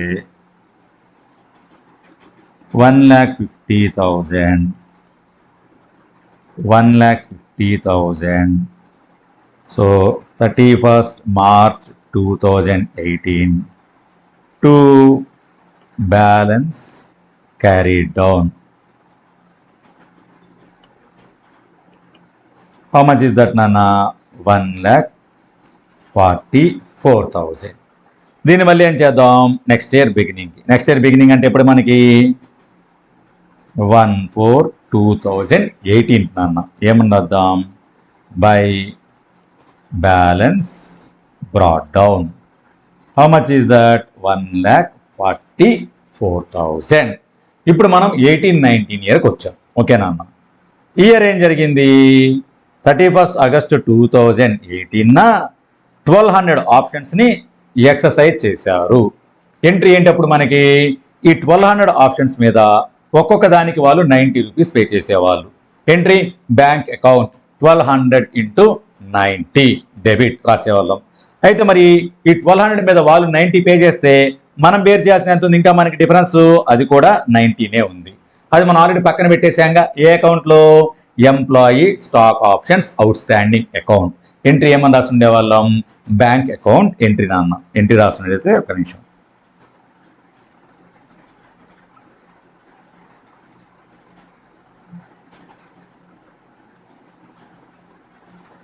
ఎంట్రీ ఏమని రాసి ఉండేవాళ్ళం చూడండి. ఆ రోజు ఒక రోజు, ఏ రోజు,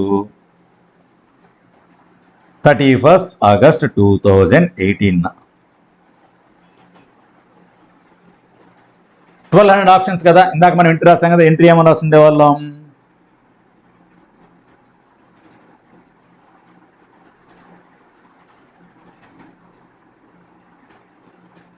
బ్యాంక్ అని చెప్పి 1,200 ఆప్షన్స్ మీద వాళ్ళు మనకి 90 రూపీస్ పే చేసేవాళ్ళు. మనం ఏం చేసేవాళ్ళం, మిగతాది మనం బేర్ చేసేవాళ్ళం. మనం బేర్ చేస్తుంది కూడా ఎంత వాల్యూ ఆఫ్ ఆప్షన్, ఇది కూడా 90నే అనుకొచ్చింది. అనుకోకుండా రెండు ఒకటే వాల్యూ వచ్చాయి. 2 ఏమని రాసేవాళ్ళం, ఈక్విటీ షేర్ క్యాపిటల్ అని చెప్పి 1,200 × ఫేస్ వాల్యూ రాసేవాళ్ళం. మిగిలినంత ఎక్కడ ట్రాన్స్ఫర్ చేసేవాళ్ళం, సెక్యూరిటీస్ ప్రీమియం 1,200 × 170 సెక్యూరిటీస్ ప్రీమియంకి ట్రాన్స్ఫర్ చేసేవాళ్ళం. అమౌంట్స్ ఎంత అనేవి, 1,200 × 90 1,08,000. 1,08,000. To equity share capital 12,000. So మొత్తం 2,08,000 నుంచి 2,60,000 నుంచి మనకి 2,04,000. 1,200 into 170. ఇది ఒక ఎంట్రీ రాసేవాళ్ళం నాన్న ఆ రోజు. ఓకే, నెక్స్ట్ మరి ఇంకా 31st March 2018 నాన్న, ఇక ఆ రోజుతో డేట్ అయిపోతుందిగా. 31st March 2019కి డేట్ అయిపోతుంది కదా. ఆ రోజు ఎంట్రీ ఏమని రాసేవాళ్ళం ఇక. ఓకే, మొత్తం 1,600 ఆప్షన్స్ వాళ్ళకి లిస్ట్ అయ్యాయి. వాటిలో 1,200 ఎక్సైజ్ చేశారు. Remaining 400 vested and lapsed. ఇక వాటికి సంబంధించి మనకి లైబిలిటీ ఏమీ లేదు. ఆ లైబిలిటీని కూడా మనం ఏం చేసేస్తాం, క్యాన్సిల్ చేస్తాం. ఎంట్రీ ఏమని రాస్తాం దానికి అప్పుడు, employee stock options out standing. ఎంత నాన్న, 400 ఆప్షన్స్ లిస్టెడ్ అండ్ ల్యాబ్స్డ్ అయ్యా. ఇక వాటి మీద నేను పక్కన పెట్టిన 90 రూపీస్ అవసరం లేదు. దాన్ని ఎక్కడ ట్రాన్స్ఫర్ చేసుకుంటా, దీన్ని కూడా టు జనరల్ రిజర్వ్ అని రాసుకుంటాం. అర్థం కావడం కోసం చెప్పడం నాన్న. 400 into 90, how much is that, 36,000.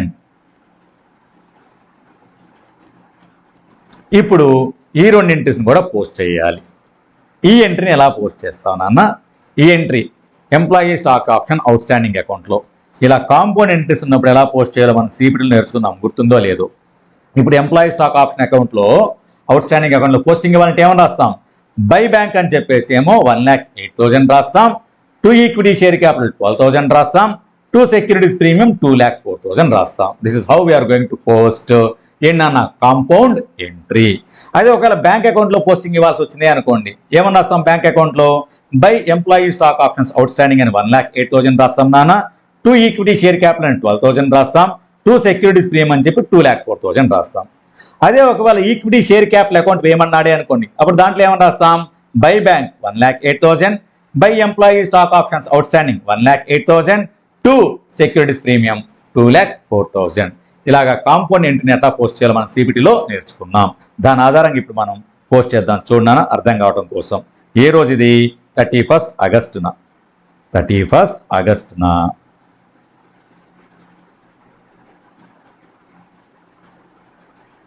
2018 by bank అని 1,08,000 రాస్తాం నాన్న. అదే రోజు 31st August 2018 to equity share capital 12,000 రాస్తాం నాన్న. అదే రోజు టు జనరల్ రిజర్వ్, సరే నాన్న, టు సెక్యూరిటీస్ ప్రీమియం అని చెప్పేసి ఎంత అమౌంట్ వచ్చిందా మన సెక్యూరిటీస్ ప్రీమియం, 2,04,000. 2,04,000 అయితే నాన్న మనం ఆ వర్కింగ్ అవుట్ చేయలేదు కాబట్టి విడిగా చూపిద్దాం దాన్ని ఎలా వచ్చింది అన్న సంగతి. ఓకే, బ్యాంక్ ఎంత నాన్న, ఇది బ్యాంక్ ఎలా వచ్చింది, 1,200 into 90. ఈక్విటీ షేర్ క్యాపిటల్ ఎలా వచ్చింది, ఇది 1,200 into 10. అదే రోజు 31st August 2018 నాన్న. టు సెక్యూరిటీస్ ప్రీమియం ఇది ఎలా వచ్చింది మనకి, 1,200 into 170. క్లియర్ నాన్న, ఎంతది, 2,04,000. ఇక లాస్ట్ డేట్ దాకుండి ఇంకో ఎంట్రీ పాస్ చేసేవాళ్ళం కదా, ఏంటది, employee stock options outstanding account debit to general reserve. So అది కూడా నాన్న to general reserve 31st March 2019 to general reserve. ఎంత, ఇక మనకు అవసరం లేనటువంటిది 400 ఆప్షన్స్ మీద మనం పక్కన పెట్టినటువంటి 90 రూపీస్ అవసరం లేదు. How much is that, 36,000. ఇప్పుడు అకౌంట్ చూడన్నా, క్లోజ్ చేసేయండి అకౌంట్ని, ఇక అన్నీ అయిపోయినాయి కదా మనకి. So 1,08,000 and 1,44,000 together 2,50,000 2000, 2,52,000. చూడండి ఇవన్నీ కలిపి ఎంత అయిపోయాయి మనకి 12 plus 204 plus 36, 2,52,000. This is how we have to prepare employee compensation expense account and employee stock options outstanding account. ఓకేనా, కొంచెం టైం పడుతుంది, క్లియర్ వర్క్ ఉంది కాబట్టి బాగా అర్థం చేసుకోవాలి నాన్న. ఇది కొంచెం మనకు ఉన్న వాటిలో లెంతీ ప్రాబ్లం, మిగతావన్నీ చిన్న చిన్న ప్రాబ్లమ్సే. Is it clear? ఒకసారి ఈ ప్రాబ్లం అంతా నోట్ చేసుకోండి మీరు కూడా ఒకసారి.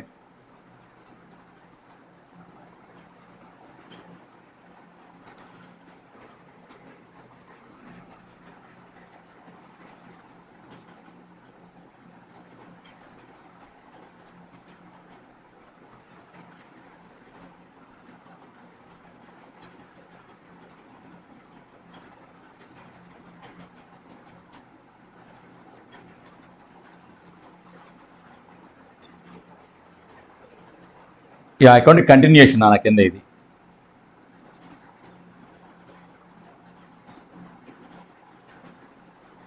ఇది ఊరక మీరు పక్కన రాసుకుంటే రాసుకోండి, కానీ ఎగ్జామ్లో రాయాల్సిన అవసరం లేదు. ఇది ఊరక మనకు అర్థం కావడం కోసం ఒకసారి రాసుకున్నాను నాన్న. ఎగ్జామ్లో టైం వేస్ట్ చేయకుండా ఇట్లా బ్రాకెట్లో చూపించేసుకుంటే సరిపోతుంది మనకి ఇలాగా. ఓకే, సో ఇక్కడ దాకా కొన్ని ప్రాబ్లమ్స్ చూసాను నాన్న. మన ఈసాప్స్ గురించి బేసిక్స్ ఏంటి, ఆ బేసిక్ ప్రాబ్లమ్స్ చూసాను నాన్న. మిగతా ప్రాబ్లమ్స్ అన్నీ కూడా నెక్స్ట్ పార్ట్లో చూద్దాం. ఓకేనా? Very good, have a nice day.